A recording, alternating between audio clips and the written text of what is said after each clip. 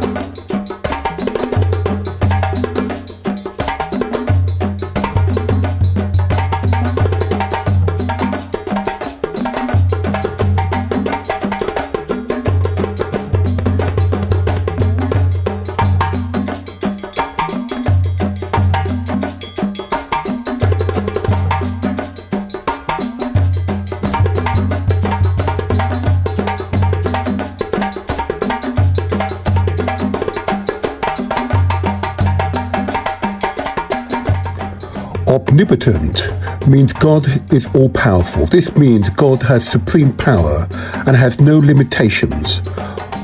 Omniscience means God is all-knowing. This means God knows everything, including the past and future.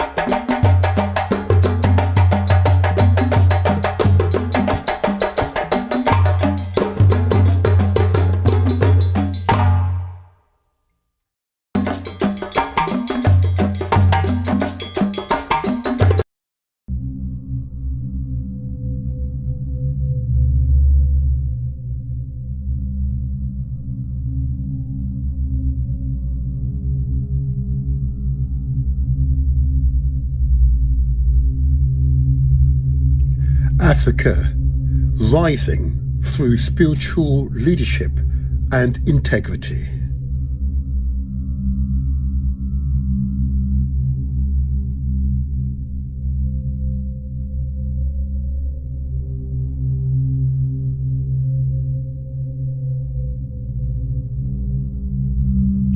Africa, rising through spiritual leadership and integrity.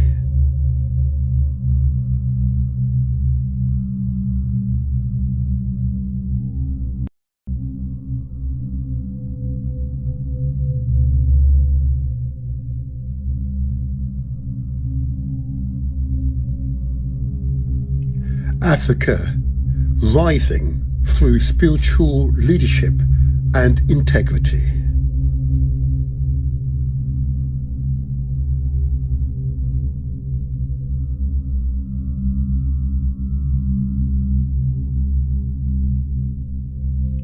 Africa, rising through spiritual leadership and integrity.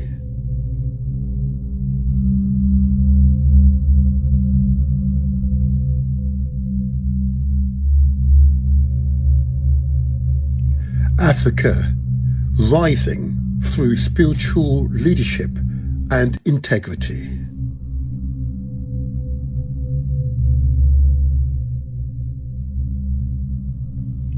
Africa, rising through spiritual leadership and integrity.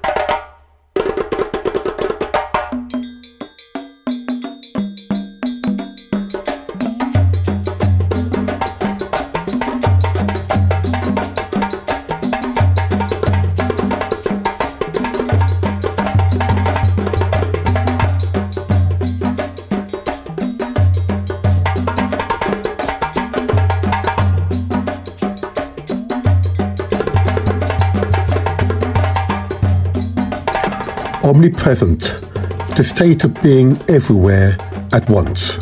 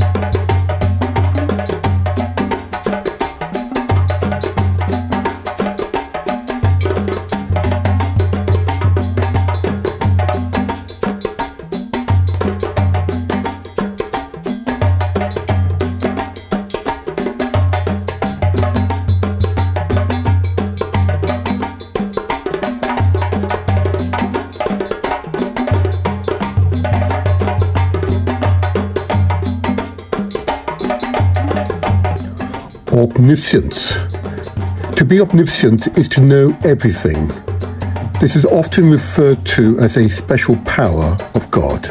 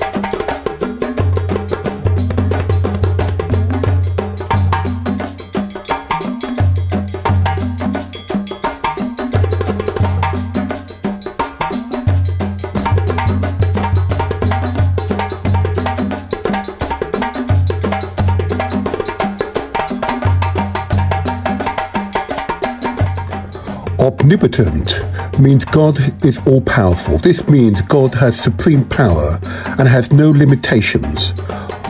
Omniscience means God is all-knowing.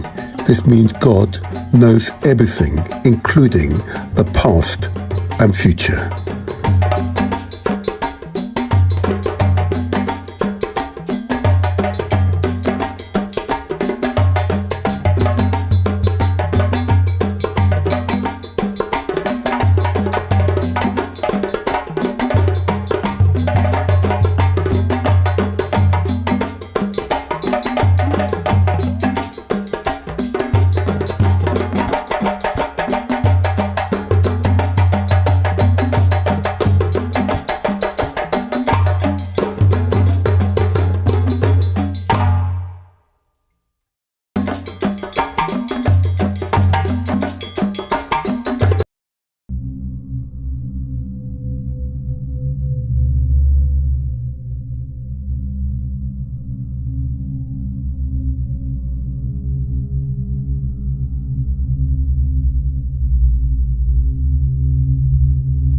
Africa, rising through spiritual leadership and integrity.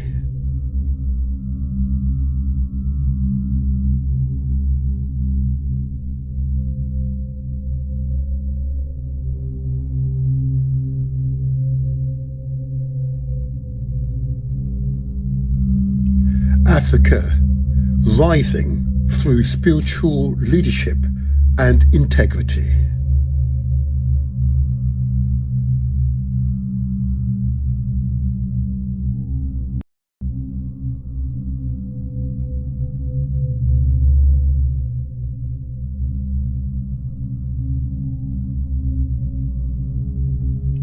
Africa, rising through spiritual leadership and integrity.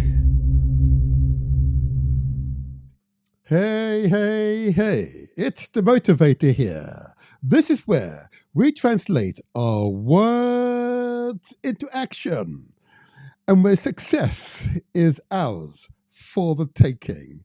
How you feeling, people? How you feeling? Because I have had a wonderful few days. It's been truly an inspirational experience. And today's episode of The Motivator Show will continue that inspirational theme. In what, 45 minutes, we'll have a powerful interview with an inspired human being.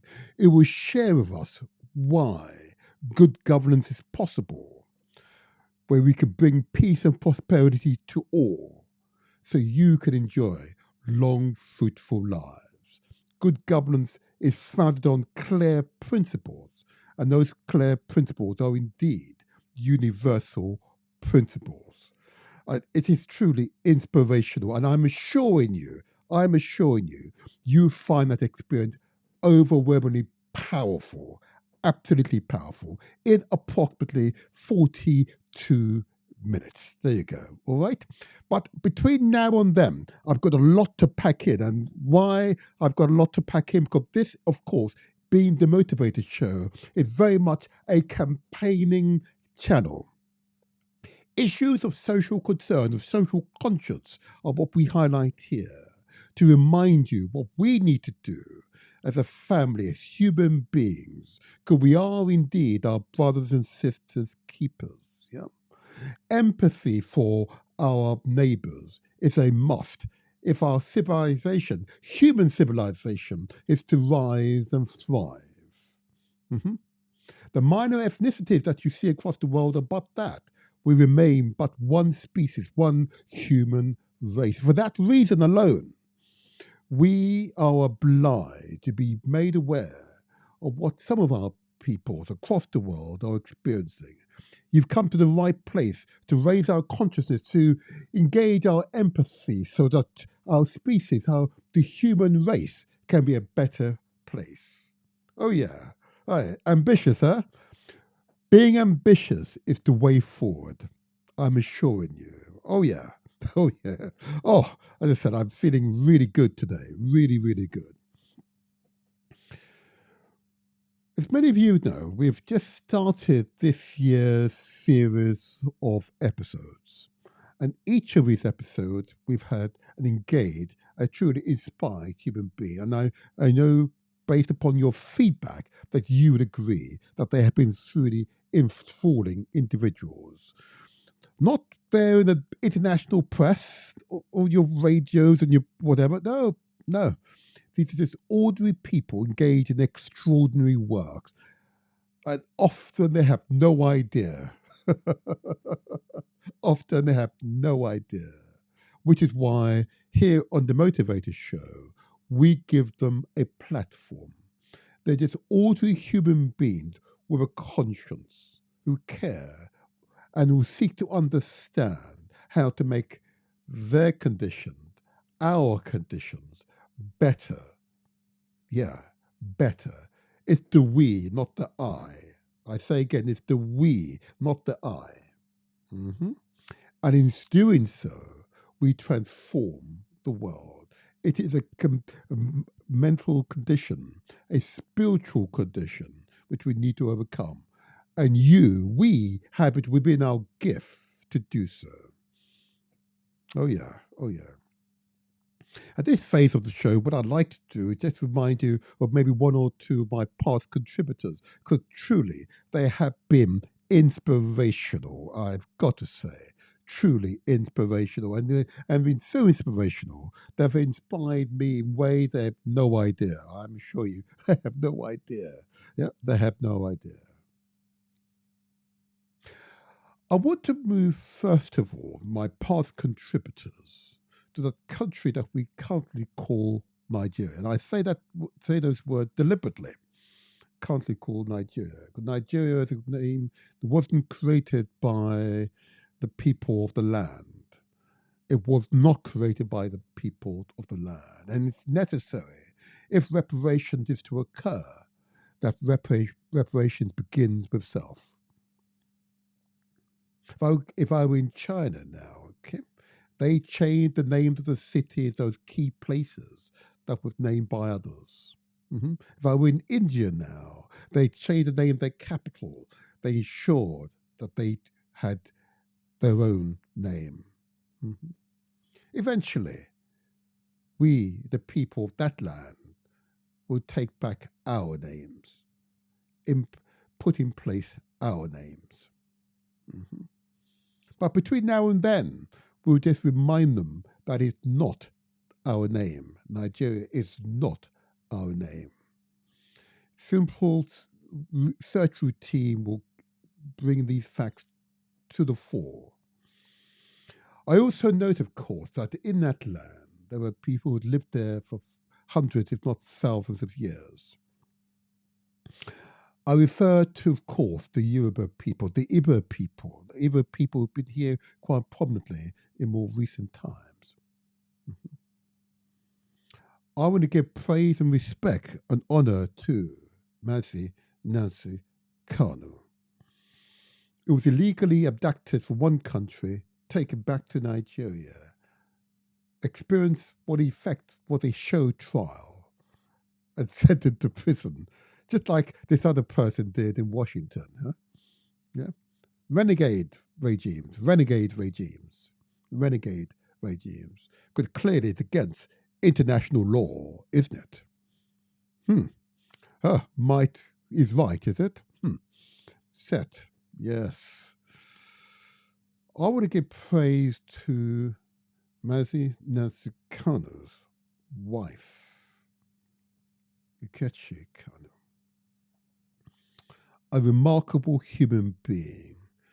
And if you haven't watched that episode of The Motivator Show, we urge you to do so. A truly remarkable human being. When a man and woman come together and they're bonded, that bond is the foundations of civilisations, the foundations of great civilisations.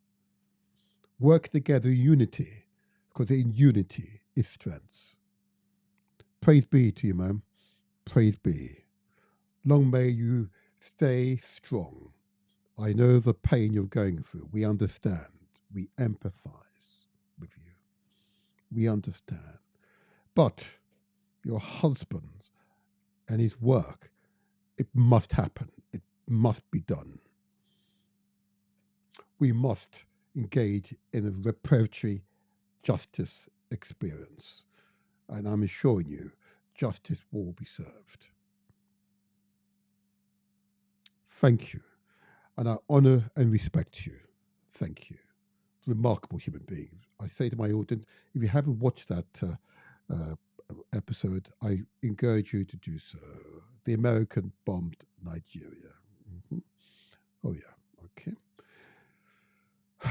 And of course, the members and leaders of IBOP, Indigenous People of Biafra, honor, respect to you all. Keep up the good fight, because your land is your land and should not be defined by others, even here in the 21st century. Hmm. Absolutely right. Absolutely right. I also want to give praise and respect, of course, to another one of um, my contributors. So you've just heard that particular episode of Free Biafra Now, IPOB. I want to now just turn to another one of my episodes. I think this is one that I found fascinating when I reviewed it. Okay, a woman who would claim to be just below the line, but a remarkable woman, Sonia Brown. Mhm. She was here on the Motivator show because she was able to give light to her work, her mission to help others. Okay, we here at the Motivator show, we that's what we do here. To have a woman of that stature in our studio to speak to us directly, what she demonstrated, consistently demonstrated, is that conviction, determination to support those in greatest need. Sonia, thank you for honoring us here on the Motivator Show. Thank you. I've reviewed your recording, and I must say, you are, I say again, truly inspirational. Keep up the good work. There are tens of thousands of women who have benefited from your work, as indeed Yukichi Kano's work. Yeah, remarkable women. Yes, I've highlighted two women today. Yes. Oh gosh, it's important for us men to listen carefully to what women are saying, particularly young women, those of birthing age, and listen carefully to them, because our families are critical.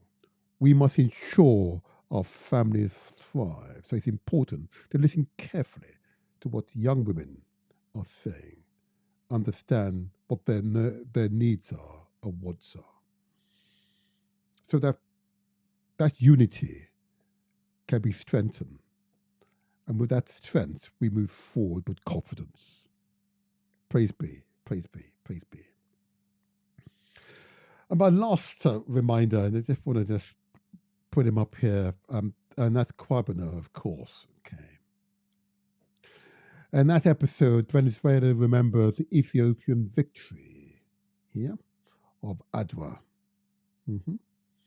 It was an example of might not always being right, where in fact the people's resistance won and succeeded, became a cornerstone of which other victories were possible.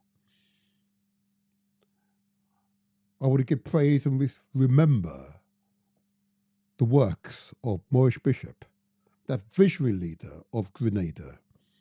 I give praise to you and his family, that visionary leader. And Kwabena was able to recite with such such poetry the memory of that man. Mhm. And what he did during his short period for Grenada, mhm, ensuring that all had access to good education, good health, yeah, clean water, electricity, all these basic needs. Mhm. And it wasn't simply being coveted by a few, a handful, those greedy handful. Well done, well done. And if you haven't watched that episode of The Motivator Show, let me encourage you to do so. Venezuela remembers the Ethiopian victory. Africa and Caribbean remembers, too, the Battle of Adwa in Ethiopia. Praise be to the Ethiopians. Praise be, because I'm returning to you shortly as a feature for The Motivator Show. It's coming. Thank you. Thank you. Whew. And that's just a handful of the guests I've had thus far this year. And it's been truly an inspirational experience. And thank you for my guest. And thank you for my guests that will follow. 2026 will be yet another seminal year. Thank you. Thank you. Thank you. And I want to move to my next segment, which are to highlight a number of campaigning issues. Campaigning issues which impact the community. Mhm. Campaigns that move people to actions. Okay. So, of course, there are at least a number of them, which I know some of you will recall. And that's why I consider these campaigns. I want you to consider the campaigns as well. Okay, they may not immediately impact you, but we want you to pay attention to the campaign. The first campaign I wish to raise, of course, is that awful hurricane that befell the Caribbean, and namely the Caribbean island of Jamaica and Cuba and Haiti. Hurricane Melissa. Mhm. It was noted because, of course, it occurred at the very beginning of the usual hurricane season. But it was noted because of its intensity. A Category 5 hurricane. Category 5 hurricane, which means it had winds of over 185 miles an hour. Oh my gosh. Can you imagine being exposed to winds of that intensity? A pebble hitting you at that speed will harm you. And yes, it caused significant damage to properties across the island, and indeed, people demised. People's lives have been destroyed, public buildings destroyed, and the Jamaican government is struggling to rebuild. So we here in the diaspora are committed to give support. Our heart, our empathy, and an encouragement to the people of the island is here. We have not forgotten. We have not forgotten.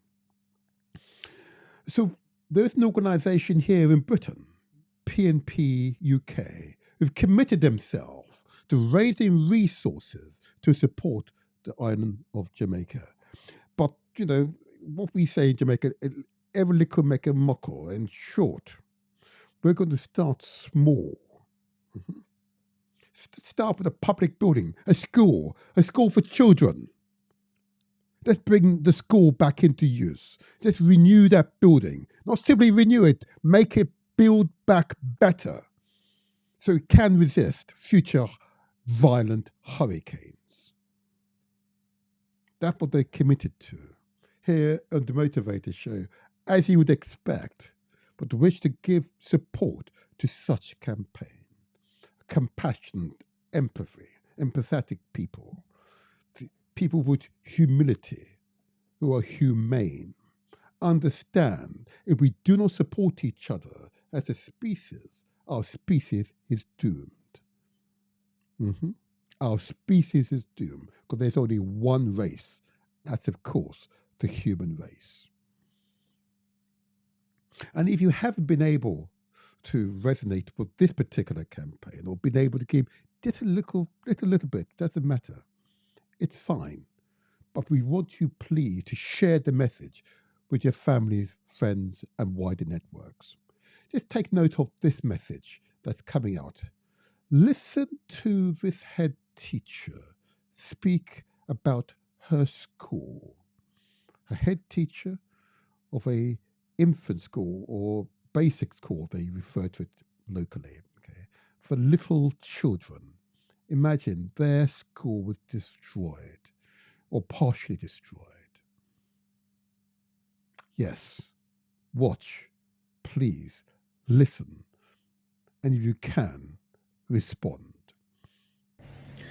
PNP UK Hurricane Melissa Disaster Relief Fund appeal for a better Jamaica.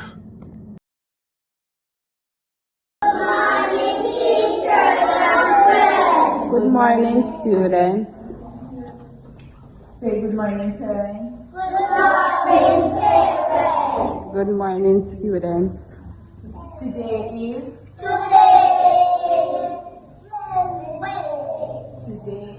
what month are we in? We are in the month of January.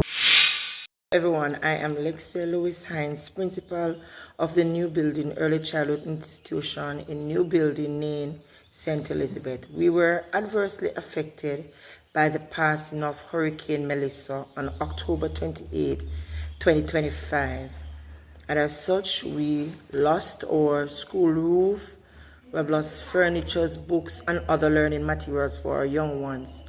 I am hereby making a plea asking for any contribution that can be given to assist us in further renovating our school building so that our students can return to some semblance of normalcy.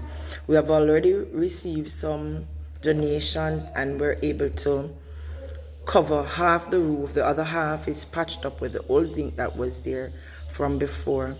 And as such, any contribution is an investment in our young ones, the future generation.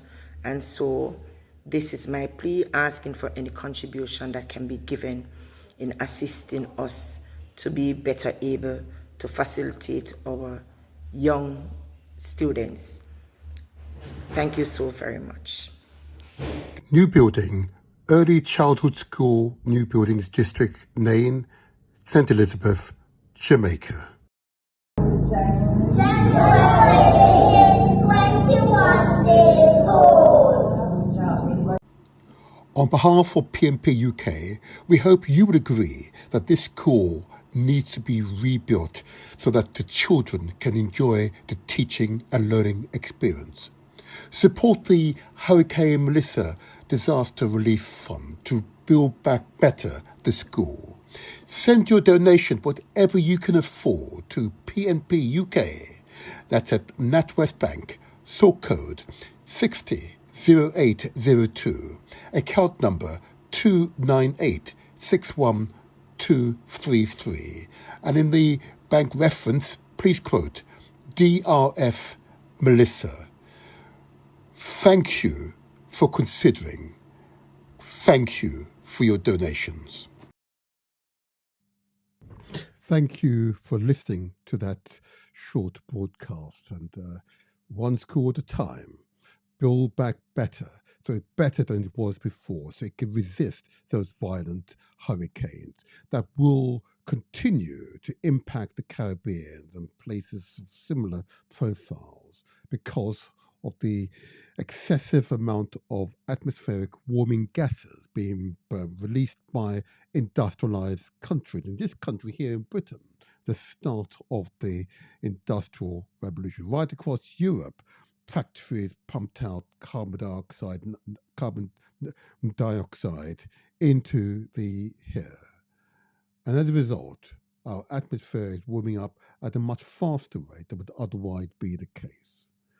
It will have, and it is having, a devastating impact on communities across the world. With each passing decade, the intensities of these storms, the changes to our atmosphere will occur. We ask that you hear these messages and respond as much as you can. Here in Britain, of course, Britain, as I say, at the beginning of the Industrial Revolution, we would hope that Britain would, of course, play its part. Okay, the two countries share the same monarch, believe it or not. King Charles, indeed, is King of Jamaica. It is true. Yeah. There's close bond between these two countries. There's an expectation, almost, I hope, he says, that Britain will be an enthusiastic contributor to repairing the damage caused in Jamaica. Okay. But there is some concern. I want to play a very short video of a community activist, a very important person here in Britain. The name is Lee Jasper. He's made an appeal. I will play his appeal. Hey family, my name's Lee Jasper. I'm a veteran activist here from London, England. And I just want to talk about Hurricane Melissa and the British government and the UK Prime Minister Keir Starmer's response to that hurricane. Family, look, Jamaica and areas of the Caribbean are on its knees. People are desperate, homeless, unable to access medical supplies and treatment. Children are left homeless because their grandmother's house has been completely obliterated. People are unable to go to school. People have no valid forms of employment. And all Britain can offer is £7 million. I mean, it's a disgusting insult to the Jamaican community. And we should be very clear in terms of what our response should be. I'm not sure what we're supposed to say, but thank you to Keir Starmer for 7 million change. I could find more change down the back of this sofa than Starmer seems to have found for Jamaica. And just imagine, people, we spent 20 billion on war for the Ukrainians, 20 billion, and we opened our doors, as we should have done, to victims of war who needed a safe evacuation. But we have exactly the same scenario with people in Jamaica and other areas of the Caribbean, whereby they're homeless, they've got no form of valid long-term employment, they're living on emergency package. Those of us who are in the United Kingdom, who have relatives throughout the Caribbean, should be able to relax our humanitarian visa laws and bring them here so they can have quiet convalescence and respite, care and attention from their families here in the United Kingdom, whilst Jamaica is rebuilding and they can return after that. So we're calling for two things, family, and need your 100% support on this, because once all the Christmas and the emergency stuff has died away, Jamaica is still going to be in a problem, and probably even a bigger problem if the rumoured health outbreaks and epidemics break out as a consequence of lack of sanitation and clean water. And so I'm calling on you to support our petition. You might be able to see the QR code there if I just move to the side.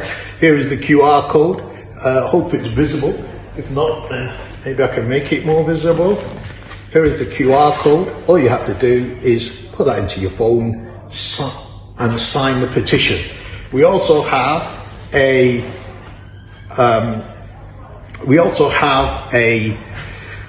done one meeting in Brixton. We're doing another in Tottenham Hale, and we're having another hurricane emergency meeting in Wales, Manchester, as well as Preston. And why are we doing this, family? Because we think we need a national lobby of Parliament on Prime Minister's question time to take 5,000, 6,000 of us to Parliament to press the Prime Minister and your individual MP to increase aid to Jamaica, as Dawn Butler's already written in The Guardian to that effect, and we're fully supportive and behind that. To talk to your Prime Minister and MP and lobby them to relax the visa control. How is it that an 8-year-old child whose parents live in the United Kingdom and who is living with her grandmother in Jamaica is denied visa entry on humanitarian grounds to the United Kingdom? But that's what the latest stories we're seeing coming out of The Guardian and other news outlets. So we need a national lobby. Give Jamaica much more aid.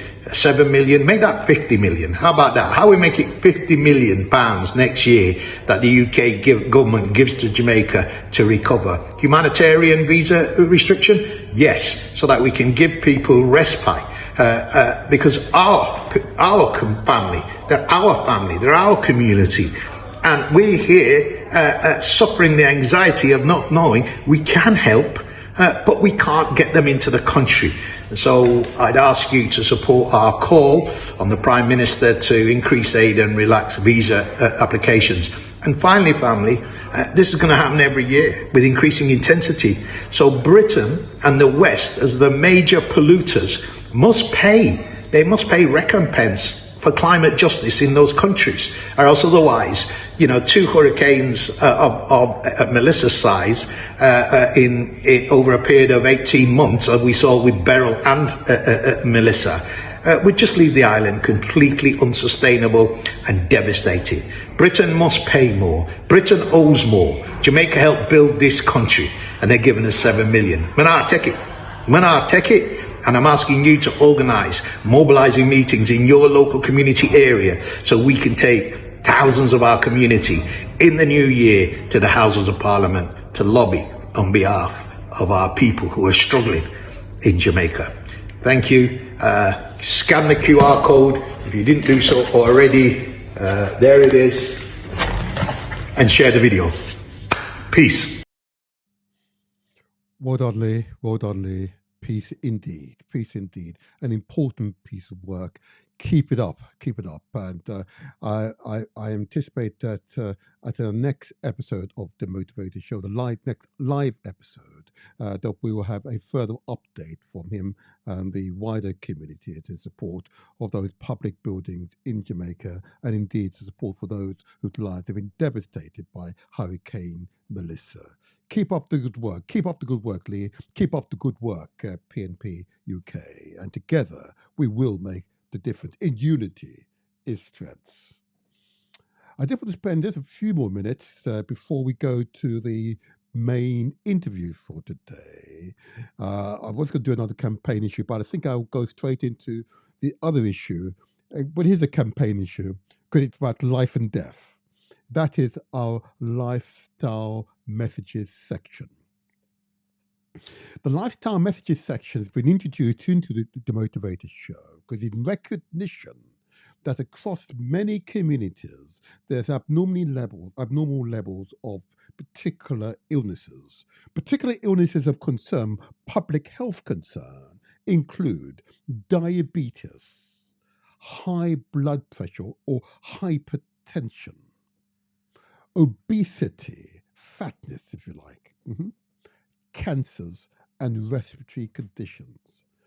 Many of them, their effects or indeed their onset can be mitigated by just modifying our lifestyle, paying attention to how we maintain our bodies, what we eat, our mental attitude, indeed our spiritual content at the time, in order that we can shore up our defenses against those maladies that pervade the environment. What is clear that if platforms such as this, the tens of thousands of these platforms across the world, were to highlight these public health messages, you would receive those messages and understand how critically important they are. So we here in the Motivator Show are not going to wait for others to lead. If we have to take the lead, we will take the lead. And repeat in each of our live shows just a few lifestyle messages. Because we want you to be with us and live long, healthy lives. We want you to be aware, particularly if you have children, you can ensure that those children, you inculcate into them healthy lifestyle as a rule, as the norm. And in doing so, we create healthier communities, healthier families. So we're going to spend just 5 minutes on our lifestyle messages and stay with us. And we ask you not simply to receive the information, but to act upon it, we respond to the information. Remember, this is where we translate our words into action, because success is ours for the taking. So we want you to hear the words of a professor, a man who's dedicated his entire life to medicine, to public health, to upholding your best health, to ensuring that you receive the best medical care, understanding what are the conditions most prevalent in your families so that the medical care can address those problems. A man with enormous empathy for all around him, who's given up so much for us all. Listen to the wise words of this professor. Okay? These are not my words, these are his words. Simple, he says, advice. But advice, if we all were to inculcate as part of our general behavior, would be transformative. Listen to the words. Professor Kevin Fenton says, I'm a public health director. Here are 5 things you can do to improve your health. 1. Mindful and balanced eating. Nourish wisely. Eat whole, balanced meals with awareness to support energy and well-being.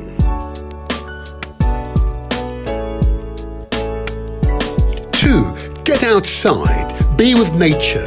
Time outside reduces stress, improves mood, and strengthens your connection to the world. 3. Stay curious, stay engaged, explore new interests, keep your mind sharp, build social contacts, and boost your happiness. 4. Get active, move it or lose it. Move daily, lift weight, and do cardio. Exercise, improve physical, mental, mood, and energy. 5. Prioritize rest and sleep. Disconnect, rest. Quality sleep supports mental clarity, emotional balance, and overall health. Yes, common sense advice, huh? Common sense advice. Thank you, Professor Fenton. Common sense advice that we can inculcate that into our consciousness. So as a part of our lifestyle, we will live longer, healthier lives. Yeah, on the whole, we will live longer, healthier lives. But what I'm heartened by, what we are heartened by here on the Motivated Show, is a number of you who've heard these messages and have responded and understood working together in common aim and common purpose, working together to promote our health, our highest wealth, is indeed a worthwhile venture, a worthwhile activity to spend time. I'm heartened by, we're heartened by the numbers of you come together in common aim and common purpose, understanding working together will indeed yield the result that we most desire, because in unity is strength. And I'm going to play for you a short video, 1 or 2 minutes, of a group of people who've come together in common aim and common purpose, recognizing if you work together on our health, exercise together for our fitness, will enable them to go far. If you could do it by yourself, go very far by yourself, not a problem. But if you want to go far, if you want that success to be sustained, we do it together. Watch this video. People have come together and now exercise together because some are tall, some are short, some are plump, some are thin. They've got their children there. They understand the importance of this message. Why the Motivated Show remains dedicated to relaying these messages to you in each of our live broadcasts. Just a few minutes on lifestyle messages. Watch this video, but I ask you, don't just sit there. Get up and mimic their movement. If you're in the chair, just use your chair. Just move your leg. Together, we can make the difference. Let me bring it up for you now. These are remarkable human beings. Yeah, I know I say it often, but they are.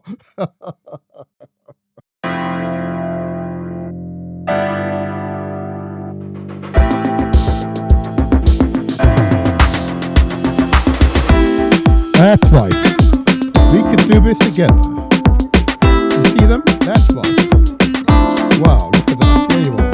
All sizes, all shapes. There you are. Come on now. I hope you're just simply watching this. Come on, let's participate. Come on.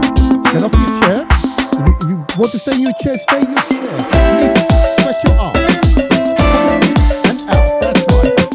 Bend your knees. Up and down. That's right. Just for a minute or so. Just to make all the difference. And together we can transform your daily life. Look at that. There you go. That's right. Oh wow, look at this. What I mean, look at this. Oh my goodness, look at this. He means business.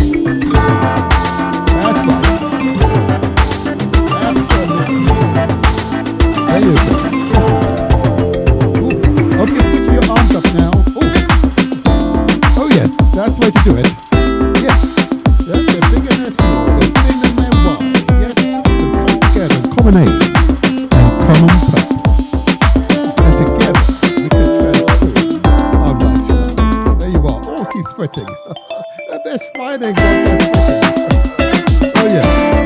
Well done, Kathy. Well done, Kathy. Oh, look at that. Oh.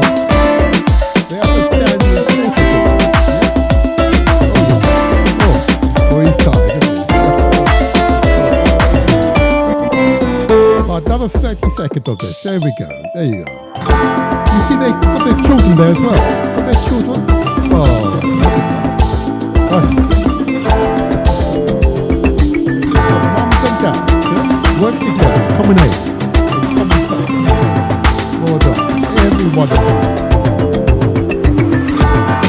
Wow, look at that. Wonderful.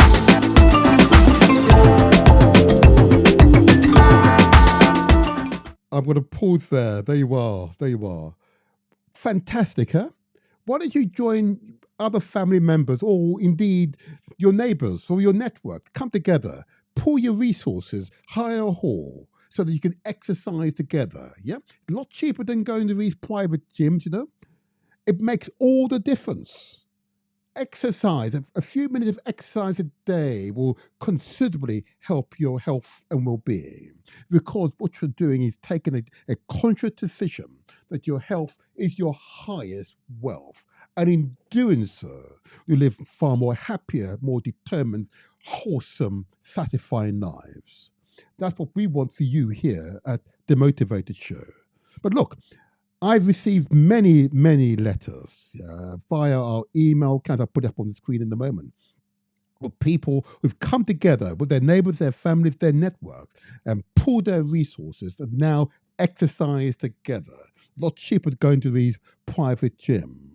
And they've understood the fact that they do it as a communal activity makes it far more satisfying, yeah, far more enjoyable. They're engaged in more, yeah, making all the difference. We urge you to do so. We mentioned those illnesses earlier on: diabetes, hypertension, obesity or fatness, cancers, respiratory conditions, significant causal link to lifestyle, what you eat, lack of exercise, yeah? Mental stimulation, spiritual enhancement.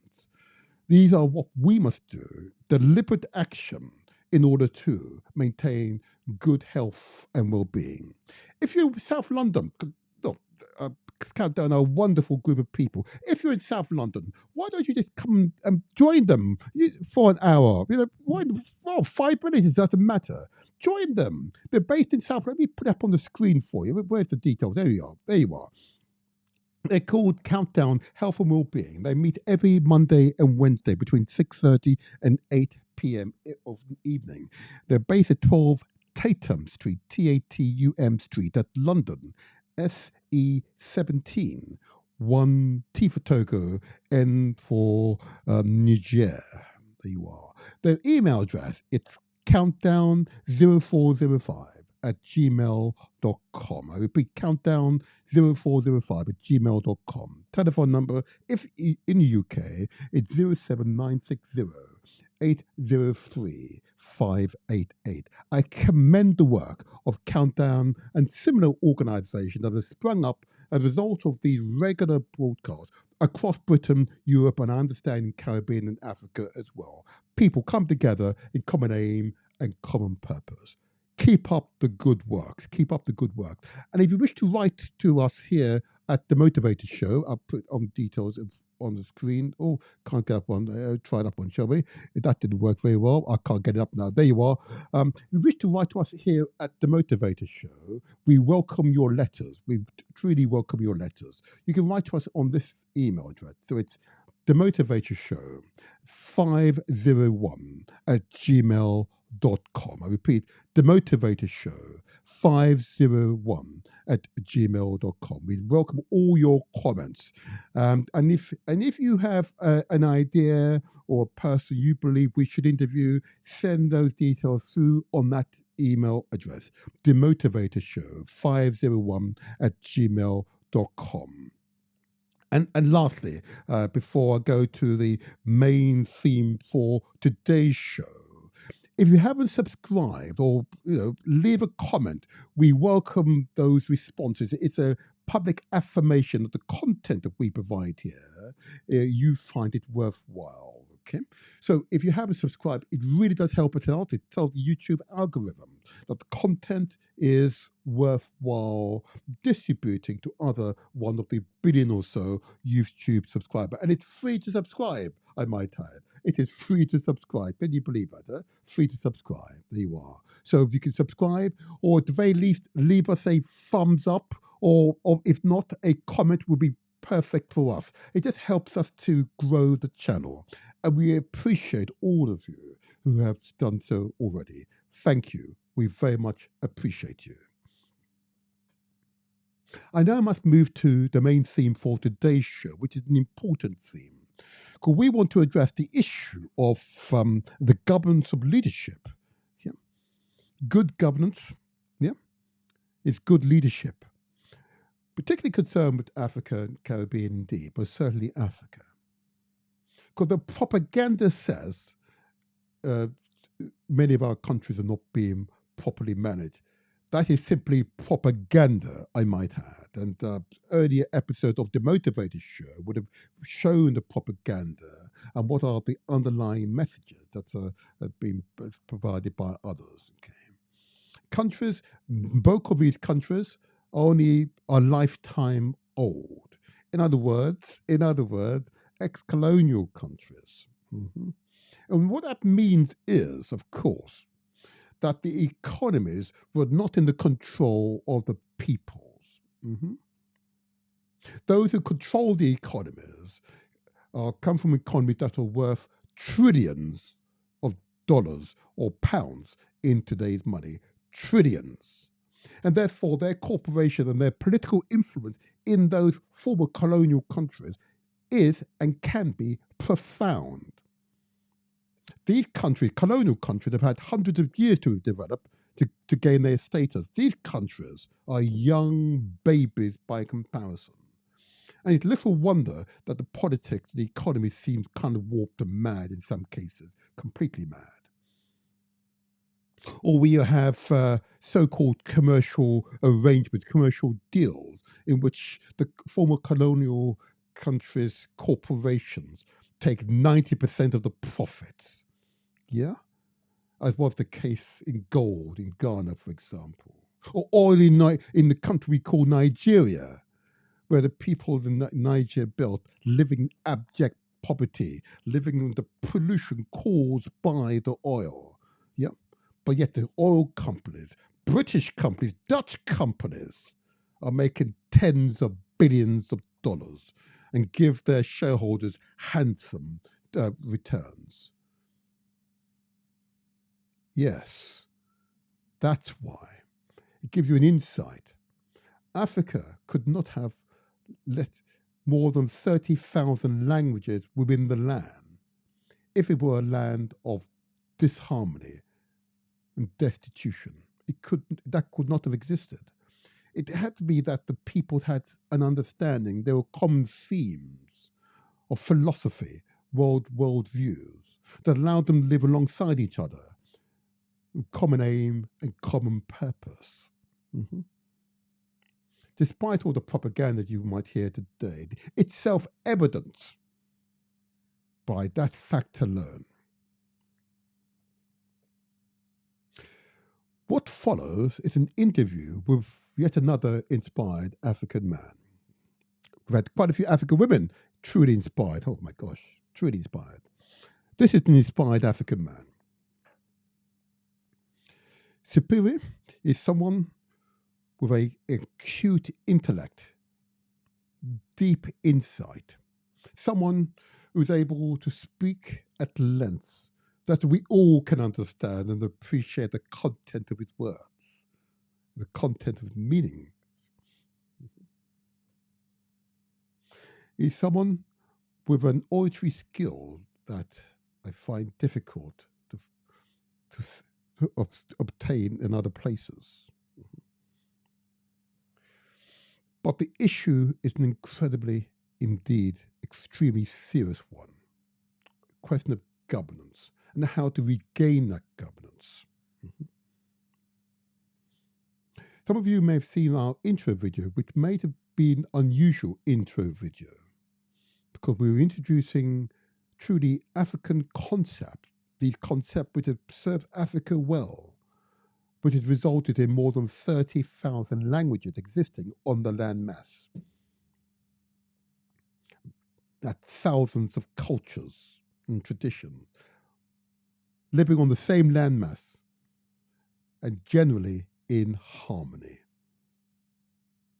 So it implies that there is some common theme, common tradition, philosophy that underscores these peoples. What we will allude to in this interview is some of that. And there's much more, because this is going to be just the beginning of a series of insightful interviews on this subject. When I tire of hearing particularly Africans suggested that African countries have been poorly managed. That is not acceptable here on the Motivator Show. We will not propagate such negative propaganda, because it is not true. It is not true. And today's interview will begin the process of redressing these matters, addressing these matters in fundamental ways, understanding that there's an alternative way of living which doesn't require that you constantly struggle for these material gains. Higher way, a means of living. Truly African in ways, but truly inspired. And for many, I know it would be difficult to accept. For many, I accept it'd be difficult to watch this for more than a few minutes and want to turn away, because it requires then for you to do a reset. I used the word in this interview, transition. How to begin transition. You watch and listen to his response to that question. But between now and then, a lot happens. Watch this. This is just the first part of the interview. The final series will be published thereafter. All the series will be published. Watch this space. But this is a particularly poignant, inspirational interview with a man who's been through a great deal, that's come out at the other end, truly inspired, stronger, better, Truly a privilege to be in his company. So, take a deep breath. I can put it on now. Take a deep breath for what comes. And I need you all, please, not simply to sit there. Get your pens and paper. Get your computers ready. Take notes. The references we're using here, it is truly information packed. I know for some, you don't want to do this. I get that. You want to really, really simple. I get it. But this is a part of the process of renewal. Reparations begins with self. Here we go. It's the Motivator here. This is where we translate our words into action, and where success is ours for the taking. People, I've got another inspirational podcast for you with a man, a truly inspired African man, who's going to open our eyes as to what is good governance, good leadership, and the philosophy that underwrite such leadership. But you know him. You can see that wonderful, royal features that he possesses, those features of the original man. I'm going to ask him, please, to introduce himself, to say his name, the organization. Then I will have a follow up question for him, as you well know. Over to you, sir. My brother. Thank you, my brother. Good to be on your show again. Thanks for inviting me. My name is Sipiwe Baleka, and I am the founder and president of the Balanta Brasa History and Genealogy Society in America, Yes. which is an organization that is leading what we call the lineage restoration movement. It is a movement where African descendants are using DNA technology to cure themselves from ethnocide, find out who they come from in Africa, and then reconnect with their maternal, paternal ancestry, culture, spirituality, language, in order to develop Africa and have an African Renaissance. Powerful, powerful. And how is it progressing? Are you finding that us here on the diaspora, well, 250 million of us or so, are willing and wanting indeed to find and identify our true heritage? Well, they say numbers don't lie. Okay. The African Ancestry DNA testing company, which is, founded by our own scientists with our own databases, our own technology. Yes. Somewhere between 800,000 and 1,000,000 people have Wow. already taken that test. Wow. And because each person that takes that test is connected to another 10 or 20 other people that are alive, Absolutely. Yes. that means that close to 20 million people now at least know or can know who they came from in Africa. And so it's one of the largest movements in our struggle today. And it's in the process of formally organizing itself and centralizing itself to be the leading force engaging with the African continent, for African diasporans engaging in the African continent, because Yes. these are people who don't just generally identify with Africa, but now have an ancestral blood tie that they are conscious of, aware of, Absolutely. and that's very powerful. I agree with you. I've been through the process myself, and said on many occasions I'm from the descendant from people of Benin, the Guise people. It's fascinating, absolutely fascinating. I intend to visit. That will be truly a powerful experience. Can you imagine actually meeting people with your direct genetic lineage who are spiritually connected, directly connected to you? Wow. I'm 2026 is the year that will happen. You see my eyes. I'm so Yes, excited at the prospect. Can you imagine? yes. Anyway, And it'll be you're lucky, powerful. you're blessed because Benin is the only country in Africa right now that has passed national legislation and opened up its doors and says that you are welcome to return, and we will recognize your right to return and make you a citizen. It's Wow. a very simple process. It takes 3 months. It only costs Yes. $100. So your ancestral homeland is leading the African continent in restoring and repairing that Wow. that damage. Wow. Cool. You can at this moment I've become almost emotional. Almost emotional. Wow. Whew. In 2020, Benin passed a law allowing people of African descent in the diaspora to apply for citizenship, particularly descendants of those taken during the transatlantic slave trade. And you've only been here for 5 minutes. Wow.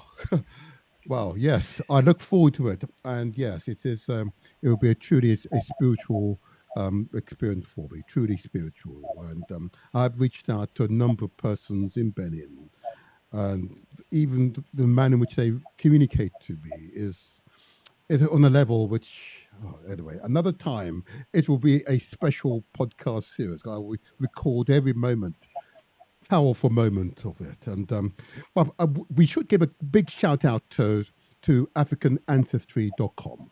They're Yes. immensely important work, as you say, connecting the people of the diaspora with their true lineage on the continent. That is a powerful piece of work. Reparations begins with self. You've got to take that first step, the first responsibility to reclaim that which you had lost. Oh yes, powerful. A big shout out to them. We should get them back here on the Motivated Show. Thank you for that. That's a wonderful introduction, and your work is incredibly important. I do not want it in any way understated. But I do want to ask a question of you, though, if I may. I want to ask a question, and this is one you may not be expecting, but it's come up repeatedly, more importantly, more recently. And because, of course, today's show will discuss your article, that powerful document, okay? The problems of governance is a spiritual one for Africa. Okay? So I get that, okay. But I want to ask a parallel question. I want to ask a parallel question to get us started and get away from these sort of the myths of the propaganda that we're exposed to. Are you an African? Are you a person from a Akabulan? Are you Ethiopian? Or are you Nubian? I use those terms deliberately because they are typically used in the past to describe the entire land as opposed to just a region. Okay. How would you describe yourself? I am Balanta on my paternal side, and I am Yoruba on my maternal side. And how would they describe the land in which their peoples come from? So my paternal ancestry comes from Nunche, which is territory currently claimed by the state or the Republic of Guinea-Bissau. Okay. And my maternal side, which I'm not as well connected or knowledgeable about, but they are Yoruba from Yoruba land, which is claimed by the state of Nigeria. Indeed. I'm going to press you further. There's a reason for this, but it's been part of my recent dialogue with many of my people across the continent. Okay. Can we describe ourselves as being African? You and I know that the term Africa is not a term that Africans describe themselves to European colonization. They wanted to create maps of the entire continent. The origin of the name Africa is largely attributed to Roman, Greek, and Phoenician sources, originally referring only to the northern part of the continent, modern-day Tunisia, rather than the entire landmass. It likely stems from the Roman province of Africa, derived from the Afri tribe, or the Phoenician word for afar or dust. At various times throughout history, they have served as a positive unifying identity or concept. I'm not one who really believes that we have to spend too much time on what was the name of our continent or where we come from, because historically we are imposing our modern day notions and concepts back into history where they don't really apply. I mean, I'm knowledgeable about the debates. If you want to go back in history and you want to follow the great scholars like Sheikh Anta Diop and the scholars like Chancellor Williams and many others, Yes. we are instructed to go behind the ancient Kemetic civilization, meaning we have to study our history before the first dynasty in Kemet. Indeed. Now, is it possible to know whether or not our ancestors from, say, 120,000 years ago had a concept for the continental landmass? Okay, not in the way that we do today, but certainly they had words and language to describe the land that they lived on and the people. By the time you get to ancient Kemet, we are talking about Tanisi and Tameri. Ta being land, and Nisi and Tameri being descriptions of distinguishing that land of the bull, land of the bees, that kind of thing. You have the word Kemet itself, right? Um, for those that are part of the Abrahamic faith and tradition, you have the words Ethiopia and Cam and Cush that all refer to geographic territories and or people that live primarily in Northeast Africa. Does not necessarily refer to, the landmass that we might call Senegal today, but could and have been interpreted that way by others. So those words, Ethiopia, Kush, land of Punt, Seba, all of those. Throughout history, right, in different time periods based on different cultures, we have had words that we use. We shouldn't be in competition or debating about this too much. Even Yosef ben Yakonen, who is the one who promoted this Al Kibulan, right, and perhaps Sheikh Anta Diop, right, actually, they didn't actually prove it. They said it. Right. That's right. Al Kibulan doesn't even really sound like Proto-Nilotic in Bantu. So my preference, I don't usually use Al-Kibulan. I see it's fashionable for others. But for me, that is not the definitive, conclusive term either. What matters, I think the question you're asking is, there's a difference between ethnicity or ancestry, race, nationality, religious identification. That quite often, particularly among Afro descendants who have suffered ethnocide, we conflate all of those, Yes. right? And we're not really specific in how we identify. So when you lose your original ancestral lineage, which is how you identified yourself. For example, my Balanta ancestors, long, long before the 10th century or whatever, they didn't identify themselves as Africa. They never heard that word. They didn't have that concept. They didn't identify themselves as that. Okay. When you lose that ancestral lineage identity, right, or when it's intentionally destroyed by foreign enemies, which is what happened to our people, right? The desire, the requirement to fill that gap, to be whole, causes us to Sankofa, to look back into our history as much as we can, to grab onto something that identifies us. Sankofa is an Akan term and Adinkra symbol from Ghana, translating to go back and get it. It represents the importance of learning from the past to build a productive future, often depicted as a bird with its head turned backward, carrying an egg or a sterilized heart. So some groups, not knowing who they actually are, they don't know their maternal or paternal lineage, they look back and they grab onto an identity that they call Hebrew Israelite.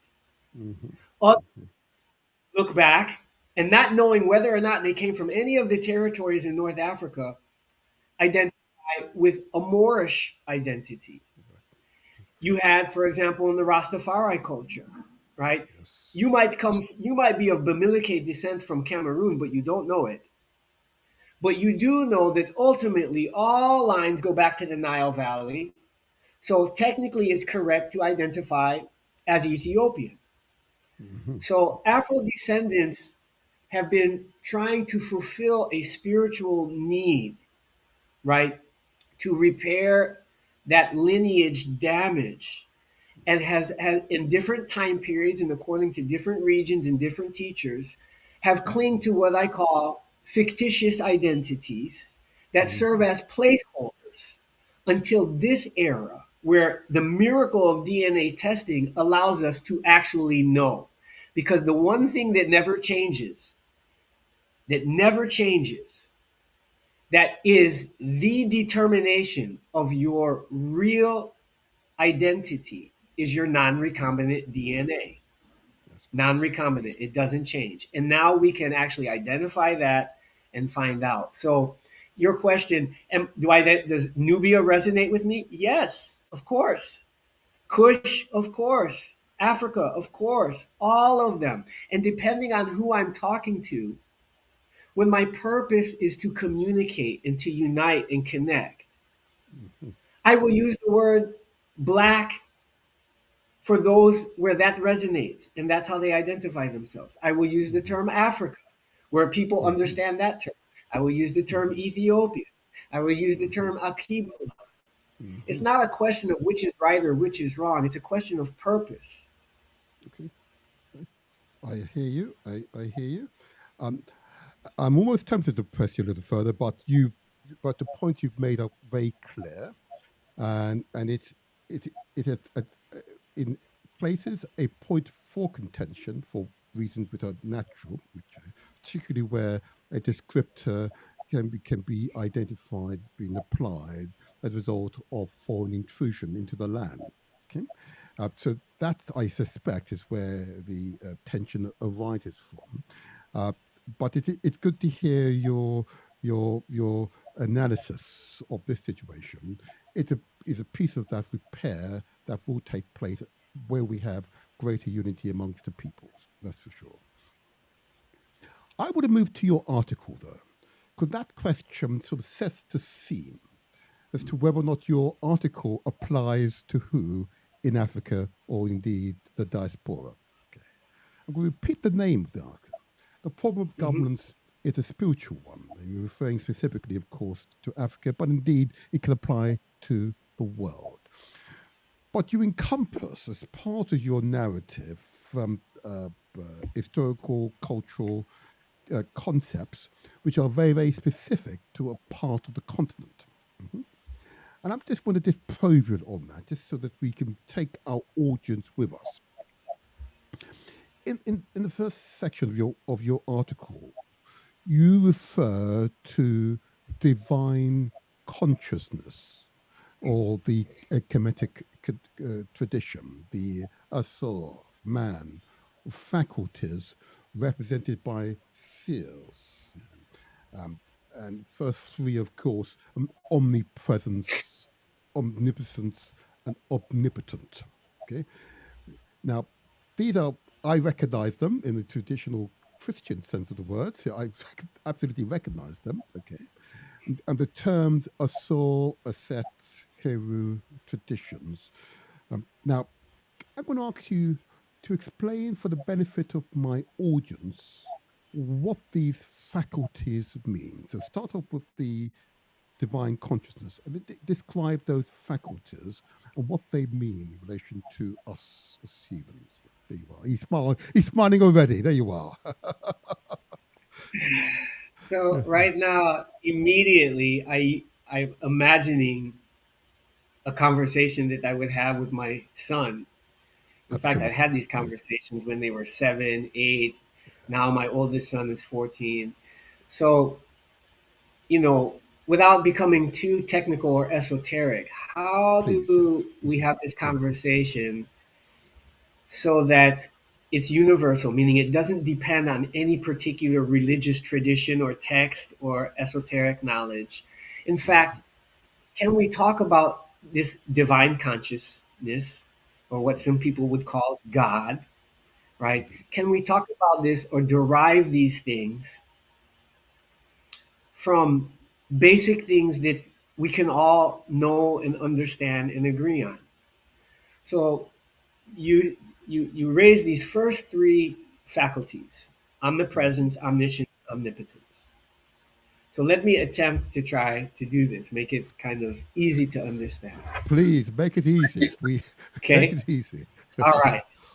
So here we all are. When I say we, me, Sipiwe Baleka, yourself, those that are viewing this, right? You can look, you can see your hand, right? I see my face on the screen. I recognize myself, right? I am here. What is here, right? Well, literally, I'm sitting at my desk. My desk is in my house. My house is in a neighborhood. My neighborhood is in a city called Bissau. Bissau is in a country called Guinea-Bissau. Guinea-Bissau is on a continent on Africa. The continent of Africa is on the planet Earth. Planet Earth is in the this planetary system, or Milky Way with the sun, right? The Milky Way galaxy, this solar system. The Milky Way galaxy is part of a larger system that contains trillions of galaxies. Mhm. Okay? All you have to do is go out at night, look up into the sky, you see lights, you see the moon, you see stars, and you know for a fact you didn't put them there. Yes. It is. You didn't create them. You didn't put them there, yet they're there. Every morning you wake up, you see this big ball of light we call the sun. And if you observe it, it travels, and it's part of a regular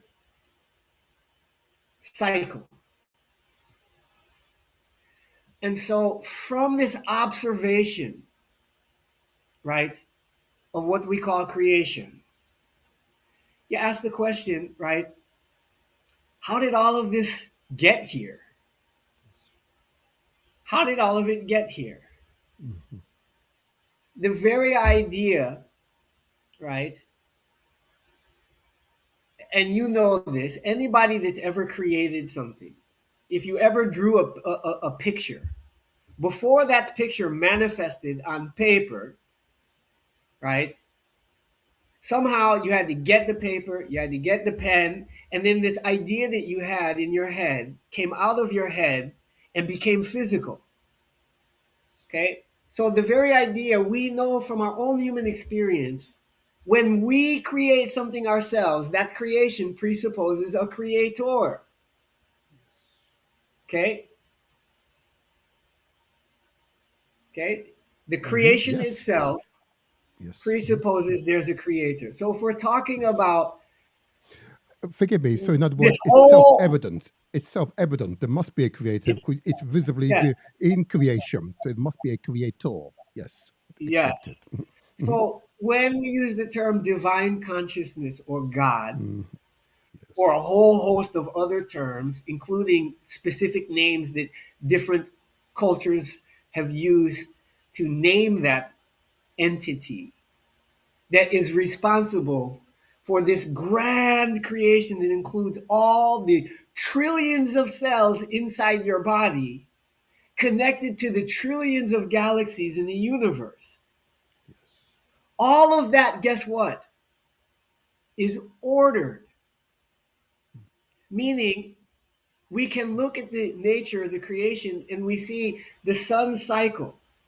The earth is spinning, which is gives us our day and night. Yes. The Earth is traveling around a circuit around that sun, which gives us our seasons. It's traveling at 26,000 kilometers per second, right? So the Earth is spinning and traveling, and yet you don't feel it and you don't fall off. And that is just a small fraction of all of the entities or bodies, what we call stars, planets, galaxies, that are all ordered.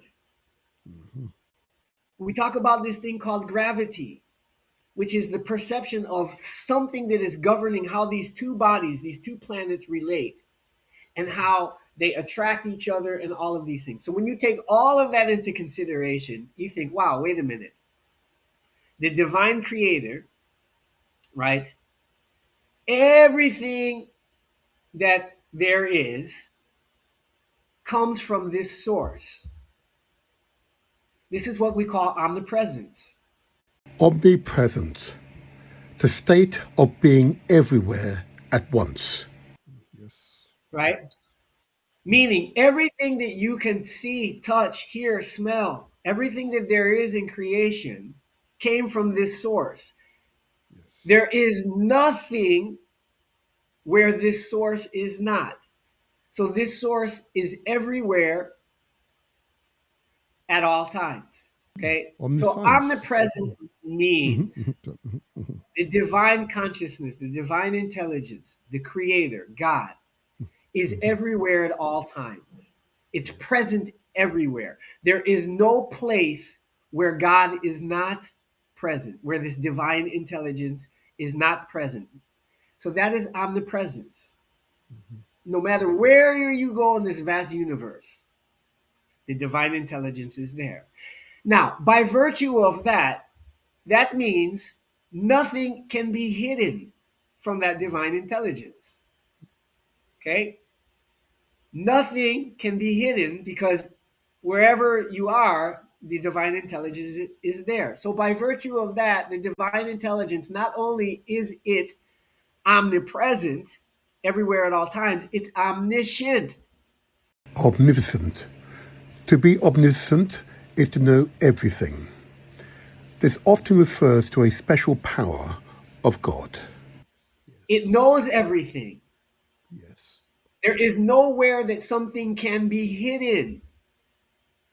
And finally, from that, if you take those two things, omnipresence everywhere at all time, omniscience, all knowing, then therefore, from that becomes all power. Indeed. The power to do or to affect or influence all of creation at any time. Because it is omniscient, all knowing, it knows what to do and how to do it in order to produce what it wants. Yes. Omnipotence. Omnipotent means God is all-powerful. This means God has supreme power and has no limits. Omnipotent means God is all-knowing. This means God knows everything, including the past, present, and future. Absolutely. Wow. So, Wow. without any religious training, without any book, without anything, we can now, as common humanity, say these are attributes of the divine creation, Yes. of the divine intelligence. And all of it runs on cycles or laws and principles that govern how one thing in creation relates to influences, affects something else in creation. All of that is based on laws and principles that give us an order, meaning an intelligence. So, very quickly, let's put it this way.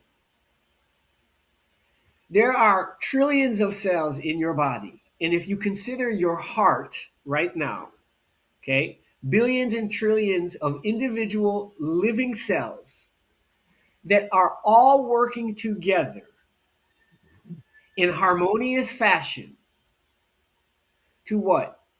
Expand and contract. Expand and contract Yes. in order to circulate blood that carries oxygen that all these living cells need so that you can what? Be alive. All these trillions of individual parts or workers are working without fail and harmoniously without you consciously directing it. That's right. Right now, you are not communicating consciously directly to each one of those trillions of cells doing that work. And yet, they are working in an ordered fashion together. That is the evidence that there is an intelligence greater than your own intellect that is Yes. inside you, running Yes. processes so that Yes. you can be here. Yes. That divine intelligence, right, is the gift of our life as human beings that we can consciously communicate with it through various processes. Some call it meditation, inner engineering, whatever. This is what separates us from the animals. Indeed. Animals, these Indeed. processes just run automatically, and these animals live out these programs. This is why you don't see animals building skyscrapers. But as human animals, we have something that is a gift to us. It is this ability to connect consciously with the divine intelligence and share in the omnipresence, omnipotence, omniscience. And if we do that, we will never violate the laws of creation. We will Agreed. never violate the order that maintains harmonious balance in all nature and even in human relations, which is what we call justice. No one is mistreated, and those that need the most help get the most help. That's a functional definition. No one is mistreated. If no one is mistreated, there's no grievance. Yes. Yes. And Well, those that need the most help get the most help is an aspect of, some might call it mercy, wisdom, balance. So this is what that post that apparently resonated with you so much is talking about. This is the yes. spiritual fundamental foundations that would then go into government. Yes. Can I Divine before consciousness. can I before you go into governance, because you're right, and you've outlined the first three with a fluency and eloquence that few, I'm sure you can master. You've communicated well. But before you go to governance, what I want to do is just look at the other faculties, if I may. Okay? Okay.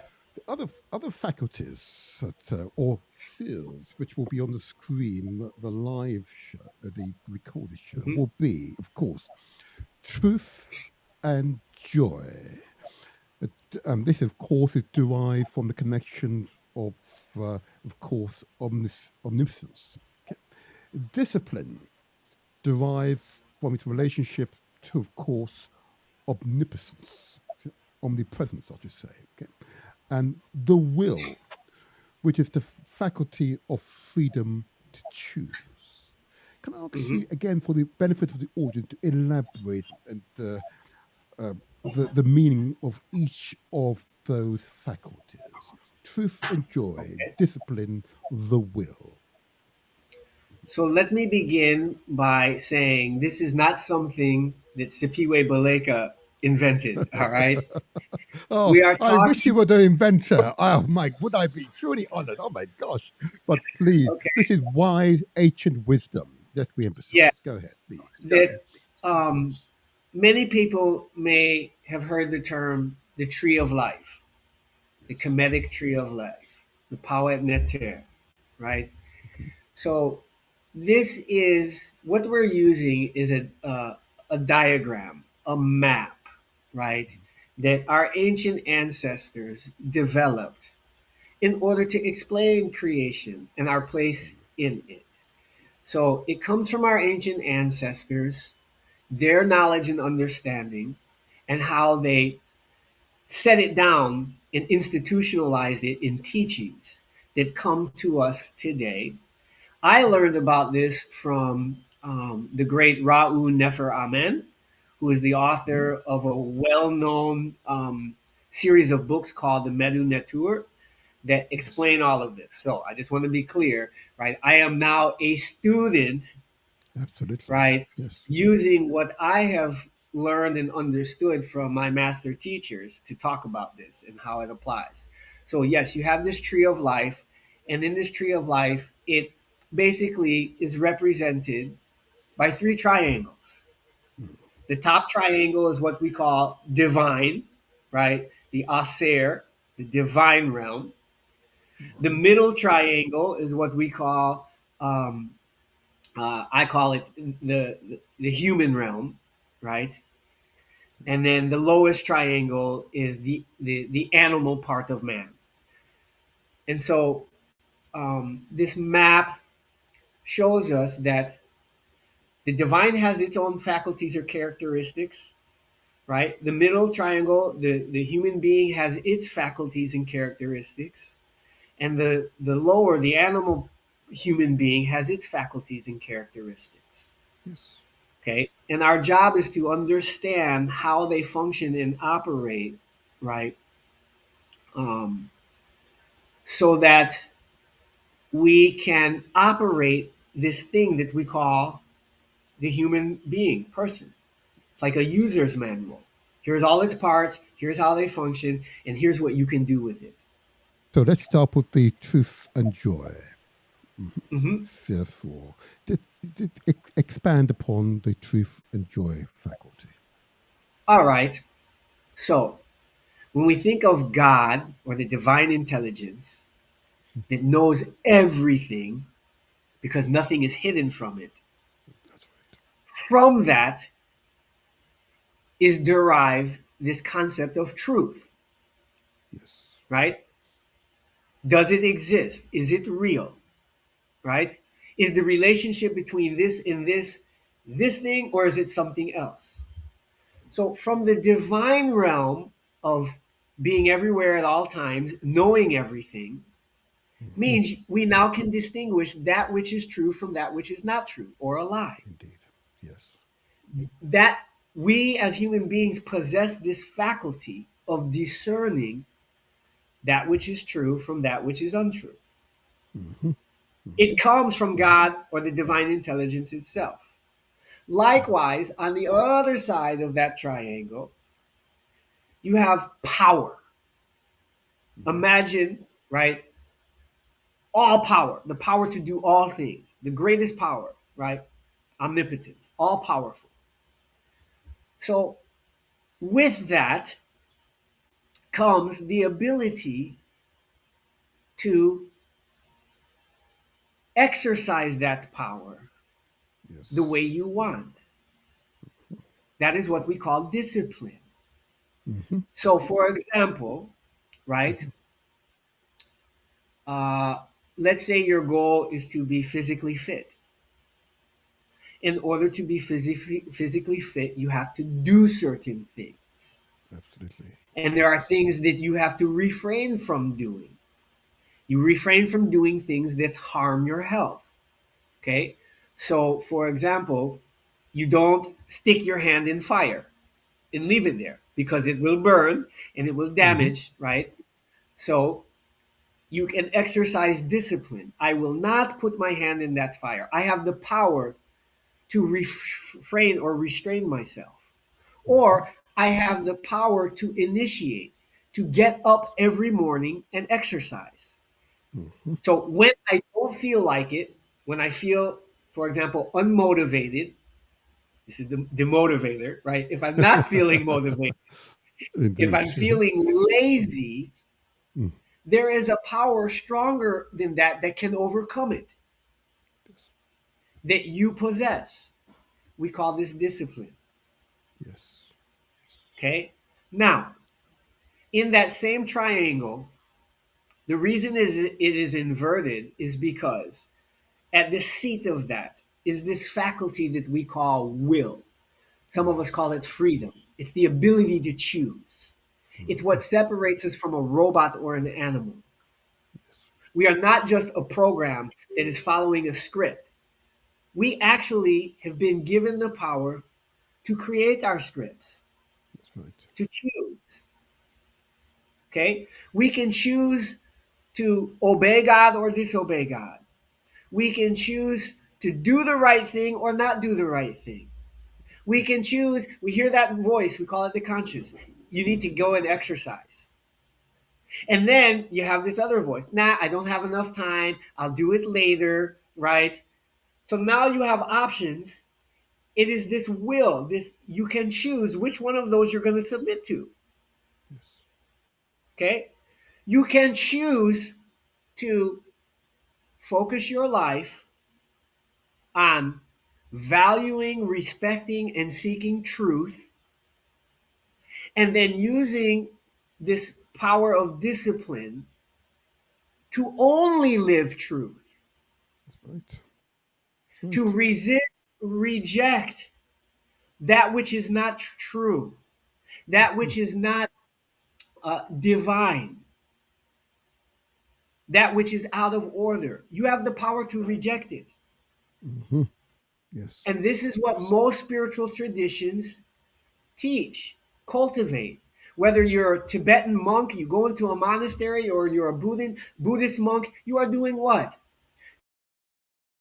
I discipline myself Yes. so that I can focus on meditating on the higher things, the divine consciousness. Do I need Mm. to eliminate inputs from the environment that distract me? Do I need how to learn how to not be distracted? It's the same thing in athletics, right? You learn how to overcome when you feel the feeling of fatigue. That's That right. you have the power to overcome when your body says no, stop. You have this power. No, I'm Absolutely. going to keep going. This is what makes a That's right. Usain Bolt a Usain Bolt. This is Mhm. what makes a Michael Phelps a Michael Phelps. Right. Every day they seek the truth. How do I use this machine called my body to get optimal performance? And I'm going to submit to that. If it's Mm-hmm. true, this actually causes greater utilization of my metabolism and oxygen, I'm going to submit to it. I'm going to use my discipline to cultivate it. If this does not lead to that, this okay, going out and partying on Friday does not contribute to that. I use my discipline. I'm not going to do that on Fridays. If smoking is not going to help me to perform, even though I might Mm-hmm. have the urge or the craving. I might have the urge or the craving to eat pizza. But if it's Mm. not going to fit into the truth of my goal, I have the power. Mm-hmm. So Yes. this is that realm. Okay. You've said it Ultimately, it's so going to go well. back into this question of governance. Go ahead. Yes. No, no, it's okay. You said it very well.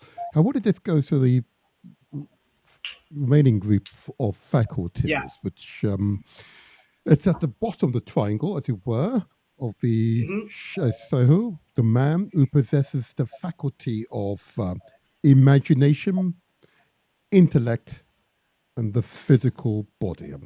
Interesting that he splits in that way. So the first sphere is this imagination. What is meant by this? Because we all have imagination. Why is it identified and isolated in this way? Why is intellect isolated in this manner and physical body? Again, you've been quite intellectual. That we have that faculty by default. Explain why they separate and why they associated with show man. All right. Well, that actually can be a really technical answer. Okay. Raul Neferemen does a great job in his books, but let me see. Let me attempt to try to make this Mhm. easy. But let's start Thank you. at the bottom, which is uh, the physical body. Thank you. Okay, you have the physical body. The physical body is nothing more than accumulated parts of the environment. Mm. You literally are the stars. You literally are the earth. Okay, and we know that because, for example, how many of you in your entire lifetime eat? Mm. You eat. Well, yeah. Yeah. Most of you have eaten nearly every day of your life. Yes. Why?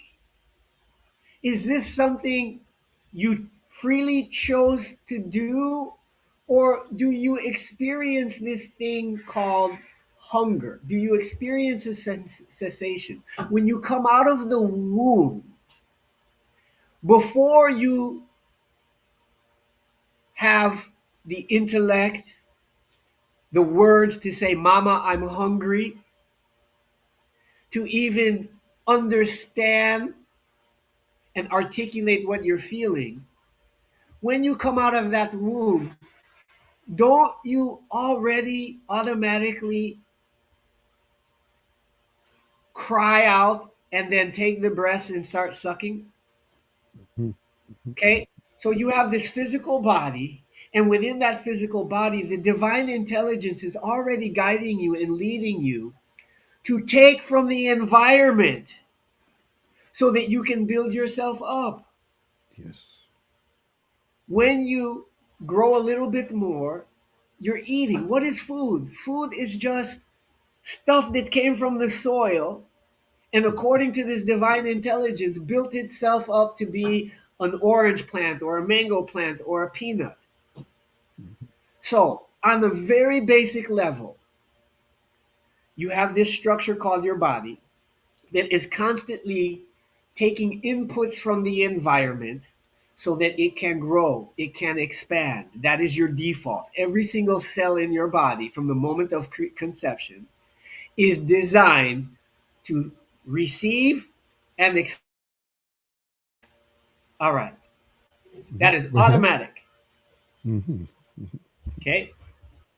In the process of doing that, right, the brain is growing and expanding, and the brain has its own processes and functions, one of which is to be able to observe and distinguish. Yes. This is this and that is that. Okay, so this I'm going to give a label or a name, and that I'm going to give a label and a name. This is that thing we call the intellect. Yes. Okay, and it's connected to memory. Okay, this is this. Oh, yeah, I remember this. That is that. Oh, yeah, I remember that. I use this to do this, and I use that to do that. So it's just data. Intellect is just the faculty of receiving and retrieving and applying data. Okay? Okay. Yes. So, in addition to that, you have this other faculty we call imagination. Imagination is that which allows you to, just like the intellect, distinguish things that don't exist. Indeed. Yes. Okay? So the intellect, you are discriminating, you are identifying things that exist and classifying them. The imagination allows you to do that for things that don't exist. Right. Yes. And in that sense, it's unlimited, it's infinite. Mhm. You can use as building blocks things that exist and arrange them in new formations to make something that doesn't yet exist.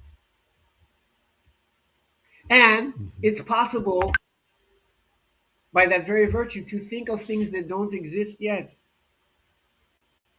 All right. Yes. Now, Yes. again, and I know you're going to show the Physical. diagram, I will. right? Yes. Okay. You have this inverted diagram. It's this thing that we call the personality, where all of this is concentrated, right? The objects of your intellect and your imagination feed into what we call your one's personality, okay? That is housed in the physical body. Okay. And so Right. this is what causes us to say, you are you and I am me. I am Sipiwe Baleka. And we make the mistake of thinking that Sipiwe Baleka is the physical body, and all of the things in the personality that have been fed by my intellect and my imagination, right, based on, right, what I have observed in my lifetime. I put that in a box that, or a sphere that we call the personality, and I say that, okay, this is me. But all of those things are finite, is at the very bottom, forgetting that all of this comes from that divine intelligence that is also in you. So now the question is, what kind of being are you? Are you just man? Are you this divine intelligence? Or are you some kind of merger of the two? And then the question is, which one is going to, because they're different, which one is going to rule, dominate inside this physical body? Which one is going to dominate and which one is going to produce your behavior? So, is it going to be the lower, what we call the sahu, the animal man, that has these urges to eat? Okay, so if I feel hungry, I go out and I get food. I feel I have this thing we call sexual desire. So I go out and I grab the object of my sexual desire and I have sex. Okay? Am I going to let those things rule? Even what we call emotions. Okay, I'm angry. So because I'm angry and I have this urge, I want to smash you in your face. Mhm. Okay? This is what we see in the animal realm, right? Yes. The animals, the dog cannot become a giraffe. The dog can only do what the program for a dog tells it to do. When you're hungry, this is what you do. You go and you seek food and you eat. And when you feel like, mating, you go and you find, right, and you mate. And all you do is you are limited to that program of a dog. Okay. Yeah, So and what that's you the question. describe, forgive me, go That's ahead. the Go question. ahead. Man, Mhm. the question is, man, are you going to be limited to the program of the animal man? Or are you going to understand that you also have the divine intelligence that you can consciously become one with and have the divine intelligence govern your behavior? Which would Well you said. rather have? The intelligence that knows how to manage trillions and trillions upon trillions of things? Like anybody that's ran a business, if you've had just 10 employees, you Hmm. know how Oh, difficult it is to get oh yes, 10 different people to work together in a timely fashion, harmoniously. absolutely. Just 10. Yes, Can yes. you imagine trying to get trillions upon trillions to work No. together in a harmonious, or to get just 8 billion people on the planet? Or take a country like Guinea-Bissau, to get just 2 million people to work and live together in an ordered, harmonious way that produces what? Justice. Yes. It's not easy. So, do Not we easy. want the limited abilities of man and his limited intellect, right, to govern that? Or do we want the divine intelligence in man to run that? That Okay. is what we're here to If talk about. and you're right, and if we get there now, then could I? Because of course, there's a in the article there are allegories, there are directions, there are pointed statements to be made, which are fascinating to behold, and I had to take time to digest. And one section in your article, the story of Ausar is Hmm. recited. It tells how Ausar man was spreading the divine teachings on earth, and his brother Set became jealous. Mhm. And therefore, the animal spirit or emotion took control and guided his behavior instead of this divine consciousness that you've just elaborated, and murdered his brother Osir. Set has been ruling ever since, but Osir's wife, Oset, gave birth to a son named Heru, who, with guidance from his father in dreams, the answers to spirit and divine consciousness, in other words, waged war against Set for dominion on the earth. That section of your article was powerful when I read that, but I've digested, as you've described so beautifully, so eloquently, the meaning of each of those faculties, those spheres. The meaning and the fundamental meaning of that article became apparent. Okay.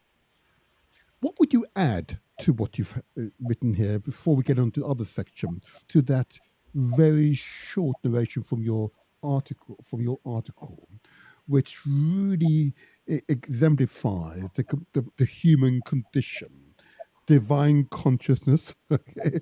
Or would you refer become slave to your animal instincts, your animal self? What would you say about that in relation to governance of our families, governance of our communities, governance of our societies? Well, this story of Ausar Mhm. is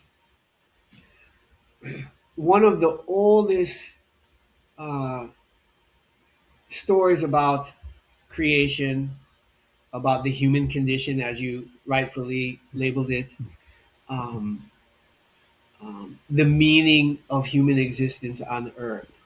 So it is what we call a sacred story coming out of the ancient Kemetic tradition. I wouldn't say the oldest story, but it's the one that's first recorded and institutionalized and passed down to us that we know of. Okay, so this story is to our ancient ancestors what the Old Testament is to Ashkenazic Jewish people, or what the New Testament is to Gentile people. Okay, it's the foundation spiritual text that uses storytelling to reveal these aspects of the human condition to help us understand why we're here and what we need to do. So in the story again, you have Aser representing the Aser man, the man who's one with the divine intelligence inside of him, Mhm. that is traveling the earth, explaining to man. Here is the reason why the divine consciousness gave you the faculties of intelligence, gave you the faculties of imagination. It's for you to utilize them, right, in order to produce the truth of the things that will um, order human relations, order society in a good way that is enjoyable. This is why God created man, so that the divine intelligence can then experience his creation and enjoy it. All right? Mhm. Yes. And this is what Aser was doing, going around to different territories, explaining, okay, the creator created this, here's what it's used for. Now, you can use that to do this. This is the plants. This is the water. This is the rocks. This is the mineral. These are these things. Here's how the human body works. Going around teaching all these things, sciences, technology, right, to man, so that man would no longer behave like a dog, like a Yes. chimpanzee, like an animal. Yes. Yes. Okay.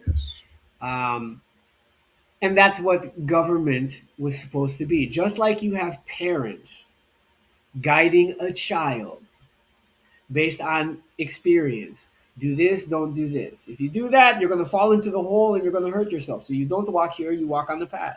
The parents guide the child for their well being so they can grow and be able to enjoy life. Likewise, the Aser man institutes Mhm. government to Mhm. teach society, right, how to order itself so that everybody can enjoy life.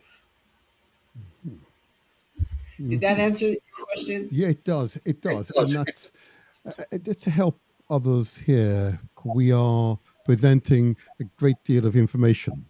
We've got to just take them along with us and get it into bite-sized chunks. It did well. It did well. It's a powerful article. If I may just take it further for you. So the set or setedness mhm, uh, are those relatively few individuals in the world who have developed their will beyond the majority of social man. Mhm. but have not developed enough to overcome the lower faculties. That's, of course, the intellect, imagination, and, of course, memory, emotions, as you elaborated earlier on. Thus, their will is dominated by their lower faculties, especially the intellect and the animal spirit, which you've just elaborated. The higher development of their will above the Sehu man gives them the ability to dominate the latter. They gain enough insight into the workings of the lower faculties and the weakness created by the absence of input from the dominant higher faculty that we started off our discussions with. Okay, to enable them to deceive Sahu man and thus gain control over him. And it is that part of the article which I was disturbed by. Because one would imagine those first three faculties and understanding them gives you some insulation. It's like an armor, as it were. That insight is like an armor.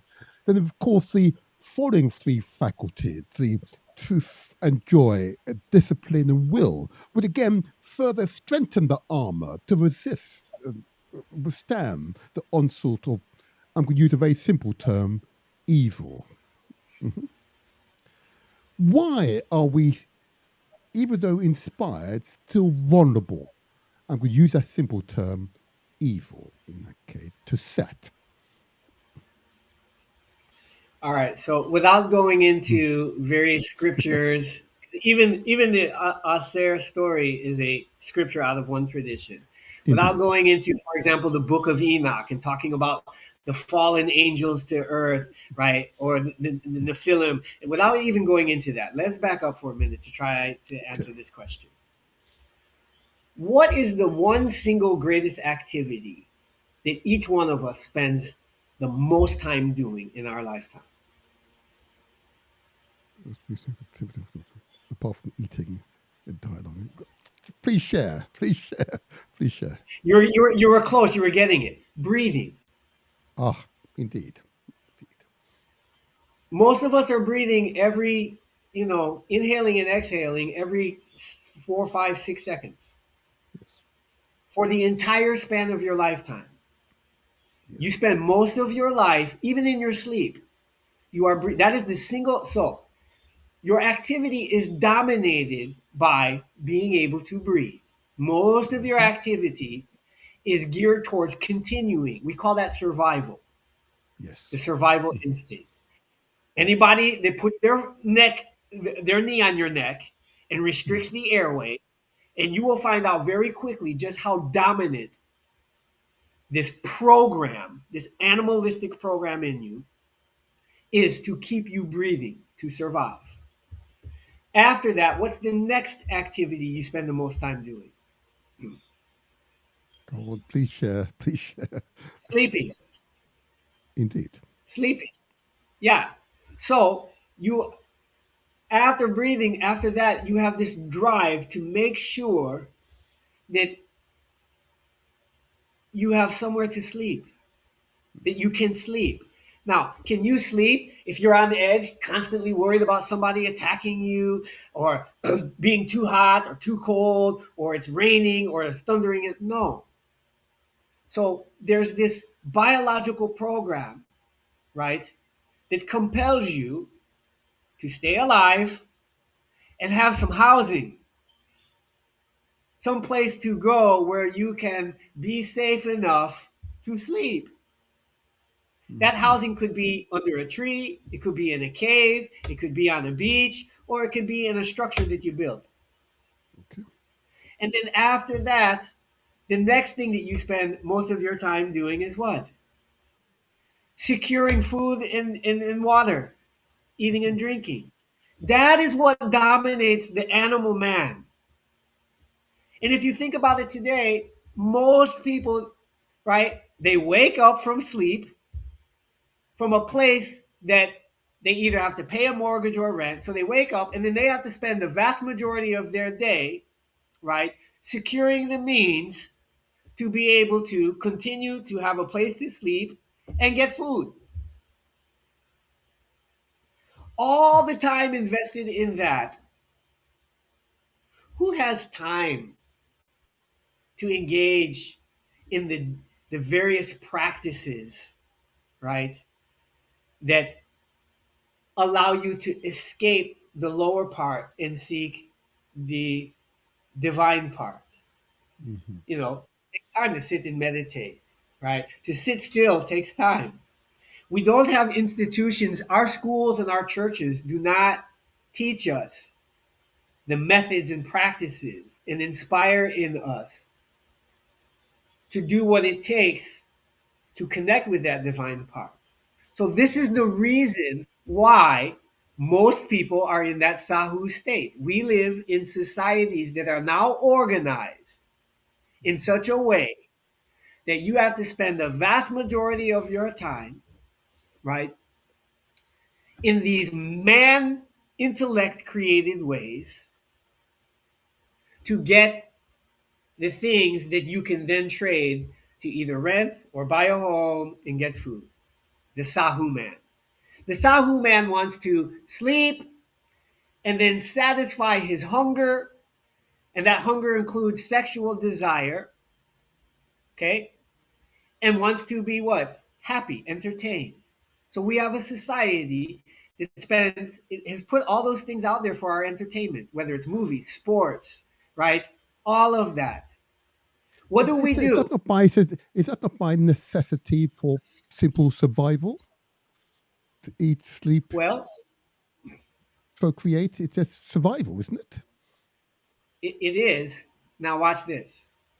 Okay.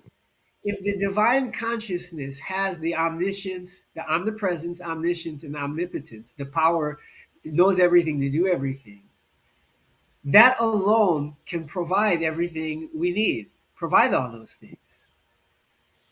Some people call that living by miracles. Okay? So there's the divine way of securing all of those things.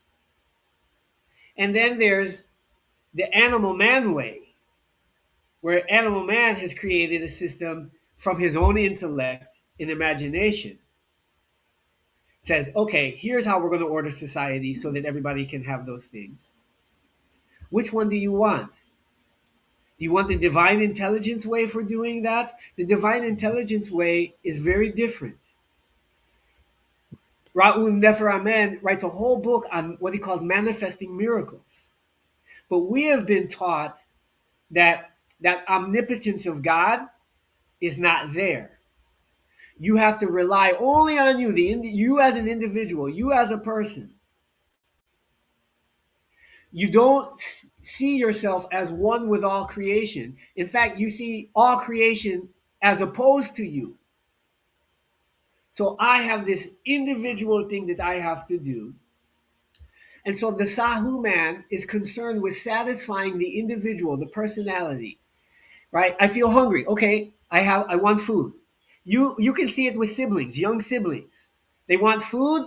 What do? They reach and grab for the food that they want. They see somebody else eating, they want it, they grab it. No regard for anybody else. Okay? We've all seen this, right? You Yes. want to eat, Yes. so you want to eat. But there is also this behavior where, yes, I want to eat, but I want everyone around me to eat. So instead of me grabbing and taking for myself, my default is let me share out the food for all of us. Two very different ways of behaving, of going through life. So the Sahu man is only concerned, right? How do I feel right now? What do I want right now? I want this. I want that. I want music. I want sex. I want food. I want this to make me happy.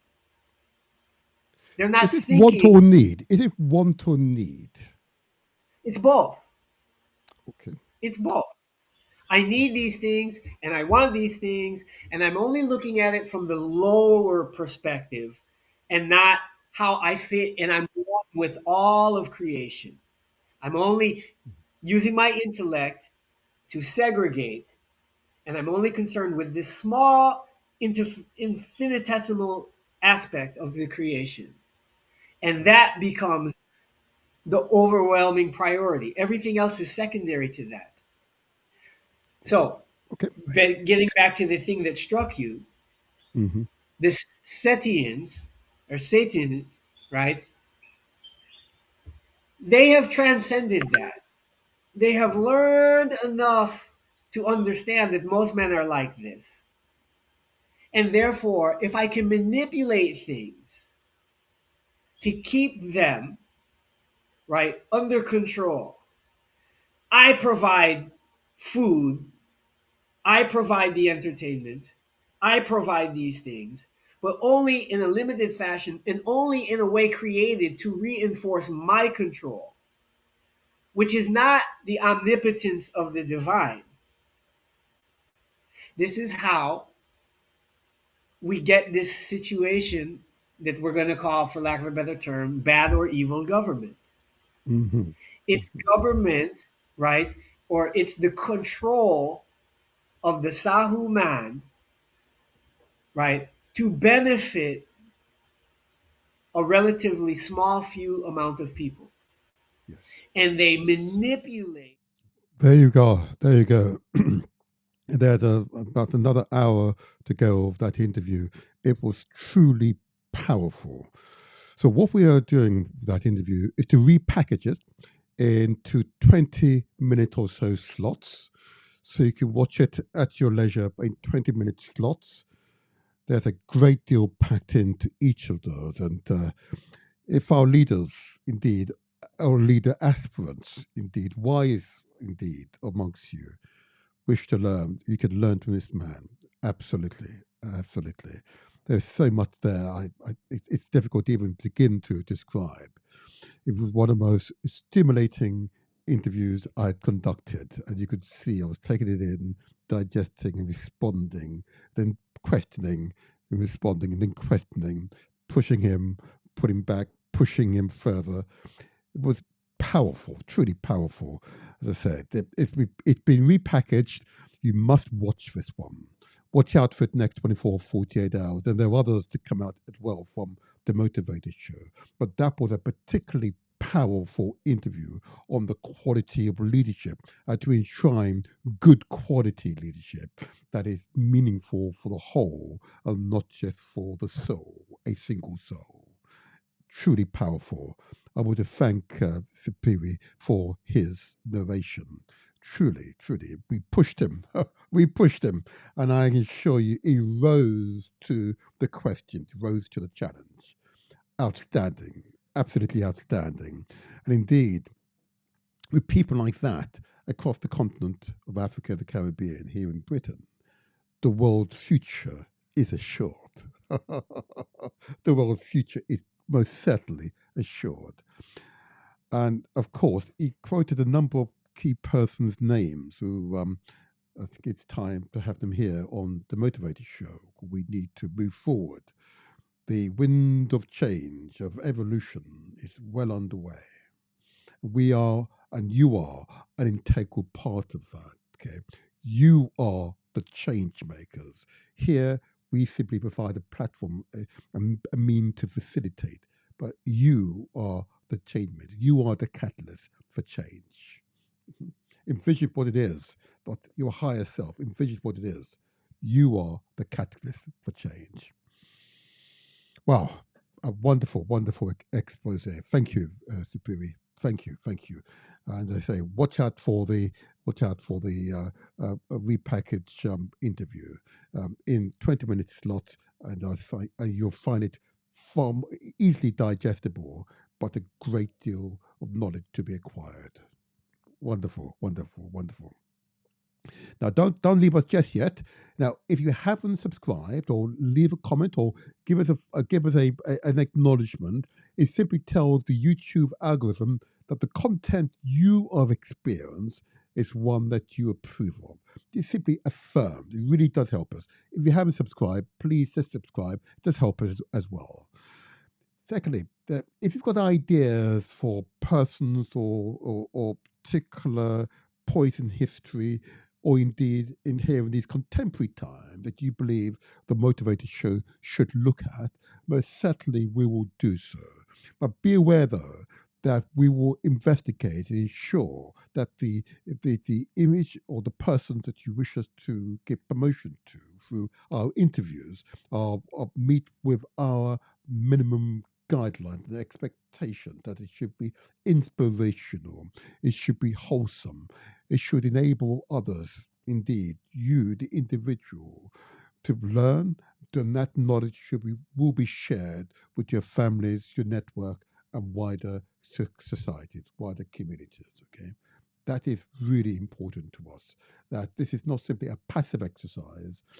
The whole purpose of the Motivator Show is to translate words into action, because success is yours for the taking. And be aware that is absolutely the case. And before I leave, I did want to give a big shout out to a prior contributor to the Motivator Show. And I want to recall, and you will recall him, that outstanding doctor, and that's, of course, Dr. Carlton Brown, who sits at the very center of economic thought here in Britain. How to ensure all communities share in the wealth creation and indeed partake in wealth creation here in Britain.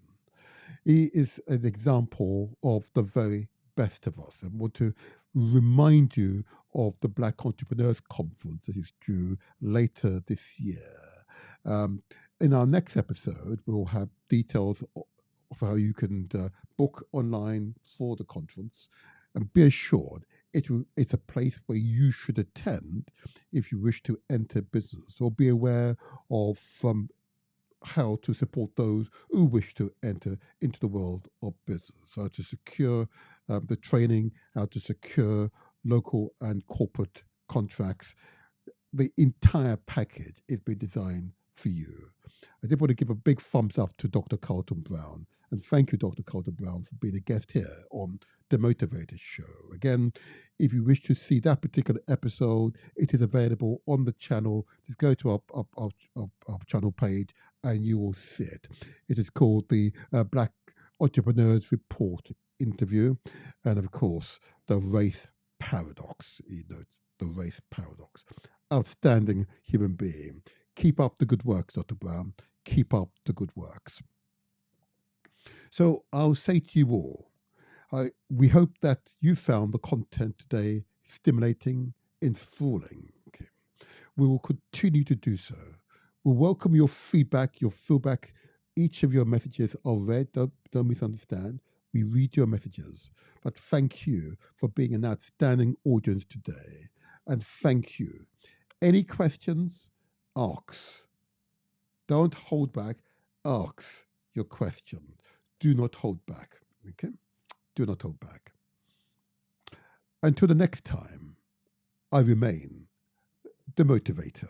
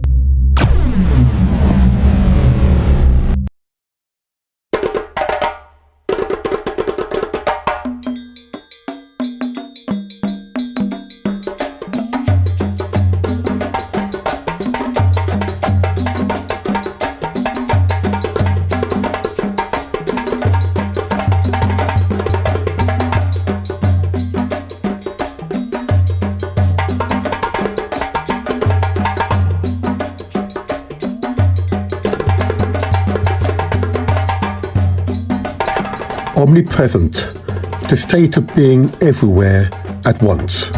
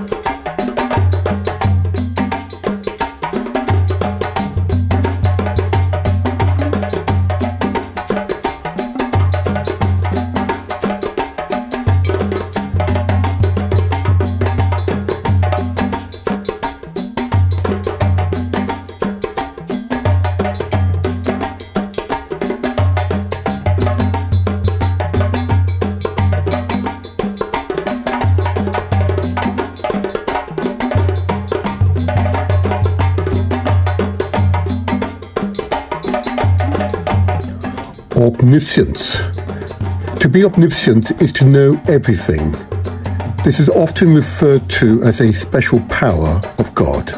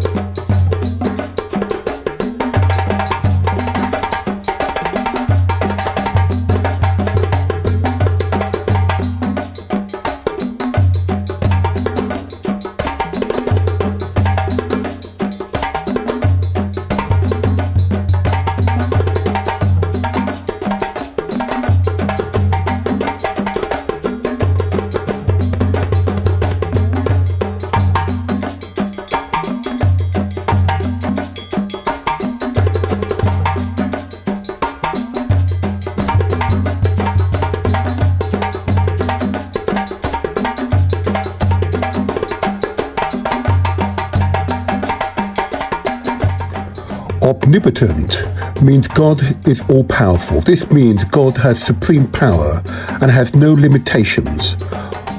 Omniscience means God is all-knowing. This means God knows everything, including the past and future.